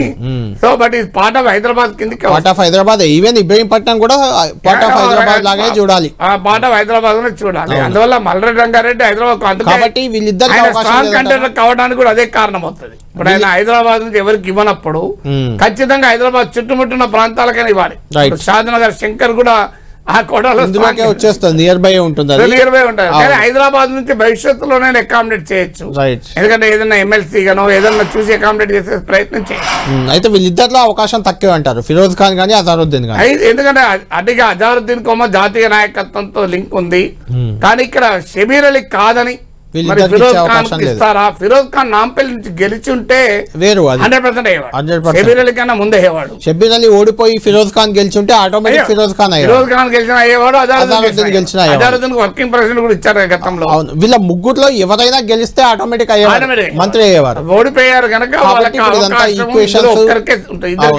అవును, రైట్. చివరగా ఇంకొక పర్సన్, చివరిగా చెప్పుకోపోయే పర్సన్ మంత్రివర్గంలో వస్తారా రారా మీరే చెప్పాలి. అది కోదండరాం. తెలంగాణ జనసమితి అధ్యక్షులు, జనసమితికి 2 ఎమ్మెల్సీలు ఇస్తామని ఎన్నికల ముందే కాంగ్రెస్ పార్టీ హామీ ఇచ్చింది. ఖచ్చితంగా 2 ఎమ్మెల్సీలు జనసమితికి దక్కబోతున్నాయి. అందులో ఒకటి కోదండరాం తీసుకుంటారా లేదంటే రాజ్యసభకు వెళ్తారా అదొక స్పెక్యులేషన్ అయితే ఉంది. ఒకవేళ ఎమ్మెల్సీ తీసుకుంటే మంత్రివర్గంలోకి కోదండరాంని కాంగ్రెస్ పార్టీ తీసుకునే అవకాశాలు ఏ మేరకు ఉన్నాయి, కోదండరాం వెళ్లే అవకాశాలు ఏ మేరకు ఉన్నాయి? కోదండరాం కాంగ్రెస్ పార్టీతో సేల్ అయ్యాడు కనుక వెళ్ళడానికి ఆయనకి అభ్యంతరం ఉంటుంది అనుకోను, అన్లెస్ అండ్ అంటిల్ ఆయన పార్లమెంట్ కు వెళ్ళాలని ఇంట్రెస్ట్ చూపితే తప్ప. ఒకటి మాత్రం నిజం, ఆయనకు సముచితమైన గౌరవం కాంగ్రెస్ ప్రభుత్వంలో ఉంటుంది. అది రేవంత్ రెడ్డి పదే గెలిచిన తర్వాత ముఖ్యమంత్రిగా డిక్లేర్ అయిన తర్వాత కూడా చెప్పిన అంశం. అందువల్ల అందులో కోదండరాం సార్కి ఏంటంటే అడ్వాంటేజ్, ఆయన ఈ గ్రూపులకు అతీతుడు. గ్రూపులే కాదు, ఆయనను కులాల ఆధారంగా కూడా లెక్కలు చేయరు, ఆయనను జిల్లాల ఆధారంగా లెక్క చేయరు. ఆయన తెలంగాణ జేఏసీ నాయకుడిగా, ఆయనకున్న పౌర హక్కుల మానవ హక్కుల సంఘాల నేపథ్య హక్కుల సంఘాల నాయకుడిగా, ఆయన కంట్రిబ్యూషన్ తెలంగాణ విద్యావంతుల నాయకుడిగా. కోదండరాం గారి కోట తెలంగాణ కోట, ఆయన కులం కోట లేదు, జిల్లా కోట లేదు, గ్రూప్ కోట.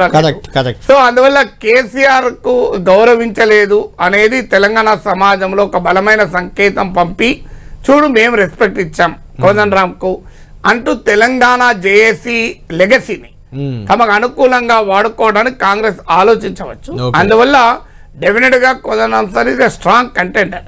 అయితే ఆయనకు ఉన్న ఒకటే డ్రాబ్యాక్ ఏంటంటే ఆయన మిగతా నాయకుల్లాగా ఆయన కాంగ్రెస్ పార్టీలో ప్రెషర్ పెట్టలేడు, లేదా quote and quote blackmail చేయలేడు.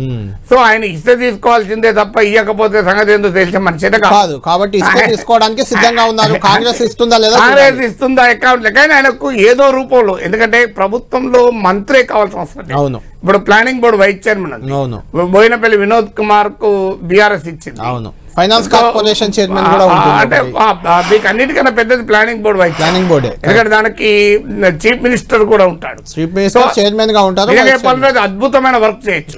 తెలంగాణ అది చాలా చోట్ల చెయ్యదు, కానీ చాలా చేయడానికి పొటెన్షియల్ ఉన్నది. అంటే ఒక తెలంగాణకు కొత్త మోడల్ ఆఫ్ గవర్నమెంట్, ఒక మోడల్ ఆఫ్ గవర్నెన్స్ ఇవ్వడానికి, ఎకనామిక్ డెవలప్మెంట్ మోడల్ సజెస్ట్ చేయడానికి, సోషల్ డెవలప్మెంట్ మోడల్ సజెస్ట్ చేయడానికి ప్లానింగ్ బోర్డు అనేది ఒక పవర్ఫుల్ ఇన్స్ట్రుమెంట్ అయితే చేయాలనుకుంటే. అందువల్ల అదొక అవకాశం ఉంది. లేదంటే ఆయన రాజ్యసభకు పంపించి ఆయనను జాతీయ స్థాయిలో కూడా ఆయన పార్లమెంట్ లో కూడా పాత్ర పోషించడానికి అవకాశం ఉంది. అవును, రైట్. నాగేశ్వర గారు, మొత్తానికి క్యాబినెట్ కి సంబంధించి మనం వచ్చిన పేర్లు అన్నీ వచ్చాయి. ఏదొచ్చినా క్యాబినెట్ లిమిట్ మాత్రం ముఖ్యమంత్రి కాకుండా మరో 17 మందే. అందులో 17 మంది రేపు ప్రమాణ స్వీకారం చేయబోతున్నారా, లేదంటే ముఖ్యమంత్రితో పాటు 8 మంది రేపు ప్రమాణ స్వీకారం చేస్తారనే ఒక చర్చ ఉంది. ఆ తర్వాత మిగిలిన క్యాబినెట్ ఎక్స్పాన్షన్ ఉండబోవచ్చు అని తెలుస్తుంది. ఏదేమైనా కూడా ఇది రేపు మధ్యాహ్నం వరకు మనకు క్లారిటీ రాబోతుంది. రేపు ఉదయమే క్లారిటీ రాబోతుంది. మధ్యాహ్నం ఇందులో ఇప్పుడు మనం చెప్పుకున్న వాళ్ళలో ఎవరెవరు ప్రమాణ స్వీకారం మంత్రిగా చేస్తారు, ఎవరికి క్యాబినెట్ ఎక్స్పాన్షన్లో అవకాశం రాబోతుంది, ఎవరికి మొండి చేయి ఎదురు కాబోతుంది, ఇవన్నీ తేలాల్సిన అంశాలు. చిన్న బ్రేక్ తర్వాత రేవంత్ రెడ్డి గతంలో ఎన్నికల ముఖ్యమంత్రిగా అయ్యే ముందు, ఎన్నికలకు ముందు చాలా అంశాలు, అంటే తెలంగాణ ముఖ్యమంత్రిగా తానైతే ఏం చేస్తాను, ఎలా పాలిస్తాను అనే అంశాలపై చాలా మనకు వివరించారు. రేవంత్ రెడ్డి రేపు మధ్యాహ్నం 1:04 తెలంగాణ ముఖ్యమంత్రిగా ప్రమాణ స్వీకారం చేయబోతున్నారు. అయితే ఆయన ఎన్నికల ప్రచారం సందర్భంగా, ఎన్నికల ప్రచారం జరిగిన తర్వాత ప్రభుత్వం కొలువుదీరితే తాను ముఖ్యమంత్రి అయితే ఏం చేస్తాను, తన వైఖరి ఎలా ఉండబోతుంది, ఇలాంటి చాలా అంశాలకు సంబంధించి 10 టీవీతో ఎక్స్క్లూజివ్గా మాట్లాడారు. ఆ సందర్భంగా ఆయన మాట్లాడిన మాటలు, దానికి సంబంధించి ప్రొఫెసర్ నాగేశ్వర్ గారితో మనం విశ్లేషణ కూడా తీసుకుందాం. ముందు ఇంటర్వ్యూలో 10 టీవీ ఇంటర్వ్యూలో రేవంత్ రెడ్డి ఏమన్నారో ఒకసారి చూద్దాం. 20 సంవత్సరాల నుంచి ప్రతిపక్షంలో ఉన్న, ప్రజలలో ఉన్న, దాదాపుగా ఒక ఎన్నిక తప్ప అన్ని ఎన్నికలలో గెలుస్తూనే వచ్చిన ప్రజలు ఇంత స్పందన నేను ఎప్పుడు చూడలా. అంటే ప్రజల వైపు నుంచే ఒక భావోద్వేగంతో కూడుకున్న స్పందన ఉన్నది. ఇది అనూహ్యం. తెలంగాణ సమాజం చైతన్యం గలది. తెలంగాణ సమాజం ఎడ్డిదో గుడ్డిదో కాదు, అవసరమైనప్పుడు వేగంగా స్పందిస్తుంది అనే దానికి ఇప్పుడు జరుగుతున్న పరిణామాలను మనం ఉదాహరణగా తీసుకోవచ్చు. అంటే ఎందుకు ఇంత భావోద్వేగ స్పందన ఎందుకు వస్తుంది? కాంగ్రెస్ను అధికారంలోకి తేవాలని ఆ ఉద్దేశంతోనే జనం వస్తున్నారు. ఇప్పుడు ఒక విషయం, ఈ తెలంగాణ రాష్ట్రం సాధనలో లేకపోతే 6 దశాబ్దాలు జరిగిన పరిణామాలు, పోరాటము, ఒక ప్రత్యేకమైన సందర్భంలో కాంగ్రెస్ పార్టీ తెలంగాణ రాష్ట్రం ఇచ్చింది. సరే, చంద్రశేఖరరావు గారు తన మార్కెటింగ్ స్ట్రాటజీ తోటి తనే తెచ్చిన అనే ఒక అపోహ కల్పించడం ద్వారా రాజకీయంగా 2 సార్లు లబ్ధి పొందాడు. 10 సంవత్సరాలు ముఖ్యమంత్రిగా ఉన్నాడు. ఆయన చెప్పిన నీళ్లు నిధులు నియామకాలు అమలు చేయలే, ఆయన చెప్పిన దళిత ముఖ్యమంత్రిని చేయలే, ఆయన చెప్పిన డబుల్ బెడ్రూమ్ ఇల్లు ఇవ్వలే, ఆయన చెప్పిన దళితులకు 3 ఎకరాల భూమి ఇవ్వలే, ఆయన చెప్పిన ఇంటికో ఉద్యోగం ఇవ్వలే, ఆయన చెప్పిన KG to PG ఉచిత నిర్బంధ విద్య అమలు చేయలే, ఆయన చెప్పిన మైనారిటీ 12% రిజర్వేషన్లు ఇవ్వలేదు, ఆయన చెప్పిన గిరిజనుల 12% రిజర్వేషన్లు ఇవ్వలే, ఆయన చెప్పిన మాదిగా ఉపకులాల ABCD వర్గీకరణ చేయలేదు. ఇట్లా ప్రజలు అడిగింది కాదు, ఆయన చెప్పింది ఏది కూడా ఆయన అమలు చేయలేదు, ఇక చెయ్యడు. చంద్రశేఖరరావు ఉండడం వల్ల మాకు తీవ్రమైన నష్టం జరుగుతుంది. 30 లక్షల మంది నిరుద్యోగులు 10 అంటే కేసీఆర్ ఏమీ చేయలేదు, అందుకోసమని కేసీఆర్ వల్ల తమకు ఉపయోగం లేదు, అందుకే కాంగ్రెస్ పార్టీని గెలిపించారు అనేది రేవంత్ రెడ్డి చెప్తున్న మాట. అంటే ఏమీ చేయలేదు అంటలేడు, ఆయన చేయని అని లిస్ట్ చెప్పాడు. అవును, అందులో ఎవరైనా అంతే కదా, చేసినా చెప్పారు, అధికారంలో చెప్తారు, చేయని ప్రతిపక్షం. కరెక్ట్. సో ఈ కాంగ్రెస్ పార్టీకి ప్రధానంగా చేయాల్సిన అంశాలు ఏంటంటే, ఒకటి పథకాలు. సో వీరు హామీ ఇచ్చిన 6 గ్యారంటీలు, అలాగే ఇతర సంక్షేమ పథకాలు, అందులో కీలకమైనది ఏంటంటే రైతు బంధు కౌలుదారులకు కూడా ఇస్తామన్నారు, భూమి లేని వ్యవసాయ కూలీలకు ఇస్తామన్నారు. సో నేను నాకు ఇచ్చిన ఇంటర్వ్యూలో కూడా అడిగాను, కౌలుదారులకు ఎలా ఇస్తారు, వాళ్ళు ఎలా గుర్తిస్తారు, గుర్తించినప్పుడు భూమి ఉన్న రైతుల నుంచి ఎలాంటి అబ్జెక్షన్లు వస్తాయి అని కూడా అడిగాను. సో ఇస్తాము మేము ఏదో ఒక దగ్గర, అంటే రైతుగానో కౌలుదారుగానో భూమి లేని వ్యవసాయ కూలీగానో లాభం అయితే వస్తుంది అన్నారు. సో అదొక పెద్ద ఛాలెంజ్ అండి. ఇప్పుడున్న రైతు బంధు కమిట్మెంట్ తో పోలిస్తే చాలా పెద్ద కమిట్మెంట్ అవుతుంది. భూమి లేని వ్యవసాయ కూలీలకు కూడా ఇవ్వాలి, కౌలుదారులకు కూడా ఇవ్వాలి. సో కౌలుదారులు వ్యవసాయ కూలీలు కొంత ఓవర్లాప్ అవుతారు, కొంత రైతులు ఇదంతా ఓవర్లాప్ అవుతారు. But still that is a very big challenge. కౌలుదారులను గుర్తించడం ఒక ఛాలెంజ్, రిసోర్స్ మొబిలైజేషన్ కూడా వచ్చారు. రెండవది అతి ముఖ్యమైనది ఏంటంటే ఉద్యోగాలు. ఇదే నెంబర్ 1 నిజంగా చెప్పాలంటే.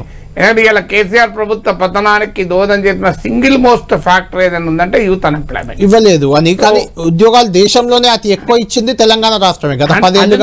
సమస్య ఏంటి అంటే తెలంగాణలో ఇవ్వలేదు అన్నది కాదు, నిజమే, కానీ కల్పించిన ఆశలు ఎక్కువ. అవును. సో ఇది ఇప్పుడు కాంగ్రెస్ ప్రభుత్వాన్ని కూడా ఇప్పుడు బీఆర్ఎస్ పార్టీ కల్పించిన ఆశల కంటే కాంగ్రెస్ పార్టీ ఇంకా ఎక్కువ కల్పించింది. కాంగ్రెస్ పార్టీ బీఆర్ఎస్ ఇది victim of expectations created by. So అందువల్ల లక్షల సంఖ్యలో నాకు నా ఇంటర్వ్యూలో కేటీఆర్ చెప్పారు, మేము ఇంటికో ఉద్యోగం అనలేదు, ఇప్పుడు రేవంత్ రెడ్డి ఇంటికో ఉద్యోగం అన్నారు అంటున్నాడు. కేటీఆర్ అనేది మేము ఇంటికో ఉద్యోగం అనలేదు, కానీ లక్షల సంఖ్యలో ఇప్పిస్తామన్నారు. ఏ ప్రభుత్వం కూడా ప్రపంచంలో ప్రభుత్వము లక్షల ఉద్యోగాలు ప్రభుత్వంలో రావు, అది ఇంపాసిబుల్. కానీ ఆ ఎక్స్పెక్టేషన్ తెలంగాణ ఉద్యమం టైంలో క్రియేట్ చేశారు, ఇబ్బంది పడ్డారు టీఆర్ఎస్. ఇప్పుడు కాంగ్రెస్ కూడా క్రియేట్ చేసింది. అవును. అందువల్ల జాబ్ క్యాలెండర్ అమలు చేస్తే కొంత ఉపశమనం వస్తుంది. ఎందుకంటే జాబ్ క్యాలెండర్ కూడా జరగలేదు బీఆర్ఎస్ హయాంలో, జరిగిన పెద్ద మిస్టేక్. తర్వాత పబ్లిక్ సర్వీస్ ఎగ్జామినేషన్ లీక్ కావడము, ఈ క్యాన్సల్ కావడం గందరగోళం జరిగింది. ఈ రెండింటిని సెట్ చేస్తే కొంత యూత్ అన్రెస్ట్ తగ్గుతుంది. తర్వాత డిఎస్సి ఉంది, నిజంగా చెప్పాలంటే అక్కడ అవకాశం ఉంది భారీ ఎత్తున రిక్రూట్మెంట్. ఒక టీచర్ రిక్రూట్మెంట్ మినహా భారీ ఎత్తున రిక్రూట్మెంట్ స్కోప్ తక్కువ. కానీ జాబ్ క్యాలెండర్ ఇచ్చి రిటైర్ అయిన ఎప్పటికప్పుడు వేకెన్సీలు ఫిలప్ చేస్తే ఆ కొంత అటెండ్ కావచ్చు. దీనికన్నా ముఖ్యంగా చేయగలిగింది ఏంటంటే ప్రతి బిడ్డకు ప్రిపరేషన్ హెల్ప్ చేయొచ్చు. అది నేను కౌన్సిల్ కూడా చాలా సార్లు చేశాను. మీరు ఒకటి జాబ్ క్యాలెండర్ అమలు చేయండి, రెండు వేలకు వేలప్పుడు ఎందుకు ఈ అండర్స్ట్ వస్తుంది, అశోక్ నగర్ రాహుల్ గాంధీ ఎందుకు వెళ్ళాడు, అక్కడ అండర్స్ట్ ఉంది. అండర్స్ట్ ఎందుకు ఉంది, వేలకు వేలు ట్యూషన్ కోచింగ్లకు ఖర్చు పెడుతున్నారు. సో ఆ కోచింగ్లకు ఖర్చు పెట్టకుండా ఒక 100-200 కోట్లు ఇస్తే, నేను కౌన్సిల్లోనే చెప్పాను ఈ మాట, నేను ఆఫర్ కూడా చేశాను, నాకు ఎక్స్పర్టీస్ కూడా ఉచితంగా ఏ పదవి తీసుకోకుండా కూడా చెప్పాను. అంటే ఎవడు పట్టించుకోలేదు, ఒక్కసారి కాదు, టీవీలో చెప్పాను, కౌన్సిల్లో కూడా చెప్పాను, సీఎం ముందే చెప్పాను. అదొక అవకాశం ఉంటుంది. ప్రైవేట్ ఎంప్లాయ్మెంట్ చాలా పొటెన్షియల్ ఉంటుంది. కాంగ్రెస్ గవర్నమెంట్ కనుక కొంత క్రియేటివ్ గా ఆలోచించి కొంత మోడర్న్ ఎకానమీ తెలిసిన వారికి బాధ్యత ఇస్తే ప్రైవేట్ ఎంప్లాయ్మెంట్ చేయొచ్చు. ఇప్పుడు ఢిల్లీలో ఉదాహరణకు క్లౌడ్ కిచెన్లు పెట్టి కొన్ని వేల మందికి ఇచ్చారు. నాకు ఒక యాప్ వస్తుండో క్యాబ్ డ్రైవర్ చెప్పాడు, సార్ ఇప్పుడు ఓలా ఉబర్ మా దగ్గర 25% తీసుకుంటుంది. యాప్ ఏమైనా కష్టమా సార్, గవర్నమెంట్ ఒక యాప్ పెట్టచ్చు కదా, పెట్టి మాకు 15% ఇచ్చినా మాకు ఇప్పుడు 15% వస్తుంది, రేపు 25% మాకే ఇవ్వచ్చు కదా. ఇంకేమన్నారు ఒకసారి చూద్దాం. కోచింగ్ సెంటర్ల చుట్టూతా తిరిగి వయసు మీద పడి యవ్వన దశ నుంచి మధ్య వయసులోకి అడుగుపెట్టిన వాళ్ళ జీవితం ఎటువైపు వెళ్తుందో తేల్చుకోలేని పరిస్థితులు వచ్చినాయి. కాబట్టి ఈరోజు వాళ్ళందరూ కూడా చంద్రశేఖరరావు చేతిలో మేము మోసపోయినాము, ఈ మోసానికి మేము కేసీఆర్ను శిక్షించాలి అని చెప్పి వాళ్ళు అనుకుంటున్నారు. రెండవది, ఎందుకు కాంగ్రెస్ అంటే తెచ్చినా అని చెప్పుకున్నానికి 2 సార్లు అవకాశం ఇచ్చింది కాంగ్రెసే కదా, ఇచ్చిన కాంగ్రెస్కు ఒక అవకాశం ఇస్తే తప్పేముంది. గతంలో 2004 నుంచి 2014 వరకు కాంగ్రెస్ పరిపాలనలో అటు సంక్షేమం కావచ్చు, ఇటు అభివృద్ధి కావచ్చు, సమపాలలో ప్రజలకు ఉద్యోగ నియామకాలు కావచ్చు, వీటన్నిటినీ అమలు చేసింది. కాబట్టి కాంగ్రెస్ పార్టీ ప్రోగ్రెస్ రిపోర్ట్ అక్కడ ఉంది, ట్రాక్ రికార్డ్ కళ్ళ ముందు ఉంది. అందుకే ప్రత్యామ్నాయం కాంగ్రెస్ అని నిర్ణయించుకొని ఈరోజు కాంగ్రెస్ వైపు తెలంగాణ సమాజం అంతా కదులుతుంది. అంటే కాంగ్రెస్ పార్టీని గతంలో చాలాసార్లు రేవంత్ రెడ్డి గారు కూడా కాంగ్రెస్ పార్టీ విధానాలని, కాంగ్రెస్ పార్టీని చాలా సందర్భాల్లో విమర్శించారు, వ్యతిరేకించారు కూడా. మీరు టీడీపీలో ఉన్నప్పుడు చాలాసార్లు మాట్లాడారు కాంగ్రెస్ గురించి కూడా. ఇప్పుడు కాంగ్రెస్లో అంత గొప్పతనం రేవంత్ రెడ్డికి ఏం కనిపిస్తుంది, ఎందుకు కనిపిస్తుంది అంటే ఏం చెప్తారు? ఇప్పుడు తెలంగాణ రాష్ట్రం రాకంటే ముందు రాజకీయాలు పరిణామాలు వేరు. తెలంగాణ రాష్ట్రం ఏర్పడిన తర్వాత గతమంతా గతమే, దాని మీద మనం చర్చించుకున్న ప్రయోజనం లేదు, దానివల్ల తెలంగాణకు ఉపయోగము లేదు. తెలంగాణ రాష్ట్రం ఏర్పడిన తర్వాత జరిగిన పరిణామాలు, తీసుకుంటున్న నిర్ణయాలు, చేపడుతున్న చర్యలే ఇప్పుడు కులబద్ధ చర్చకు. కాబట్టి తెలంగాణ రాష్ట్రం ఇవ్వడం ద్వారా ఎన్నో ఒడిదుడుకులను ఎదుర్కొన్న శ్రీమతి సోనియా గాంధీ గారు కాంగ్రెస్ పార్టీ గతంలో ఎవరు విమర్శించినా ఏమైనా లోపాలు తప్పిదాలు ఉన్నా అవన్నీ మాఫ్ అయిపోయినాయి. రైట్ నాగేశ్వర్ గారు, అంటే తెలంగాణ వరకు జరిగింది, తెలంగాణ రాకముందు జరిగినాయి అన్ని పక్కన పెట్టాలి, తెలంగాణ వచ్చిన తర్వాతే చర్చ అనేది రేవంత్ రెడ్డి గారు చెప్తున్న మాట. దాన్ని ఎలా చూడాలి? అంటే పొలిటికల్ గా అది ఎవరైనా అంతకన్నా రియాక్ట్ ఏమవుతారు. డెఫినెట్ గా ఒక పార్టీలో ఉన్నప్పుడు ఆ పార్టీ అనుకూలంగా ఆ పార్టీకి లాయల్ గా మాట్లాడాల్సి ఉంటుంది. ఆయన తెలుగుదేశంలో ఉన్నాడని నిజం, కాంగ్రెస్ లోకి వచ్చాడని నిజం.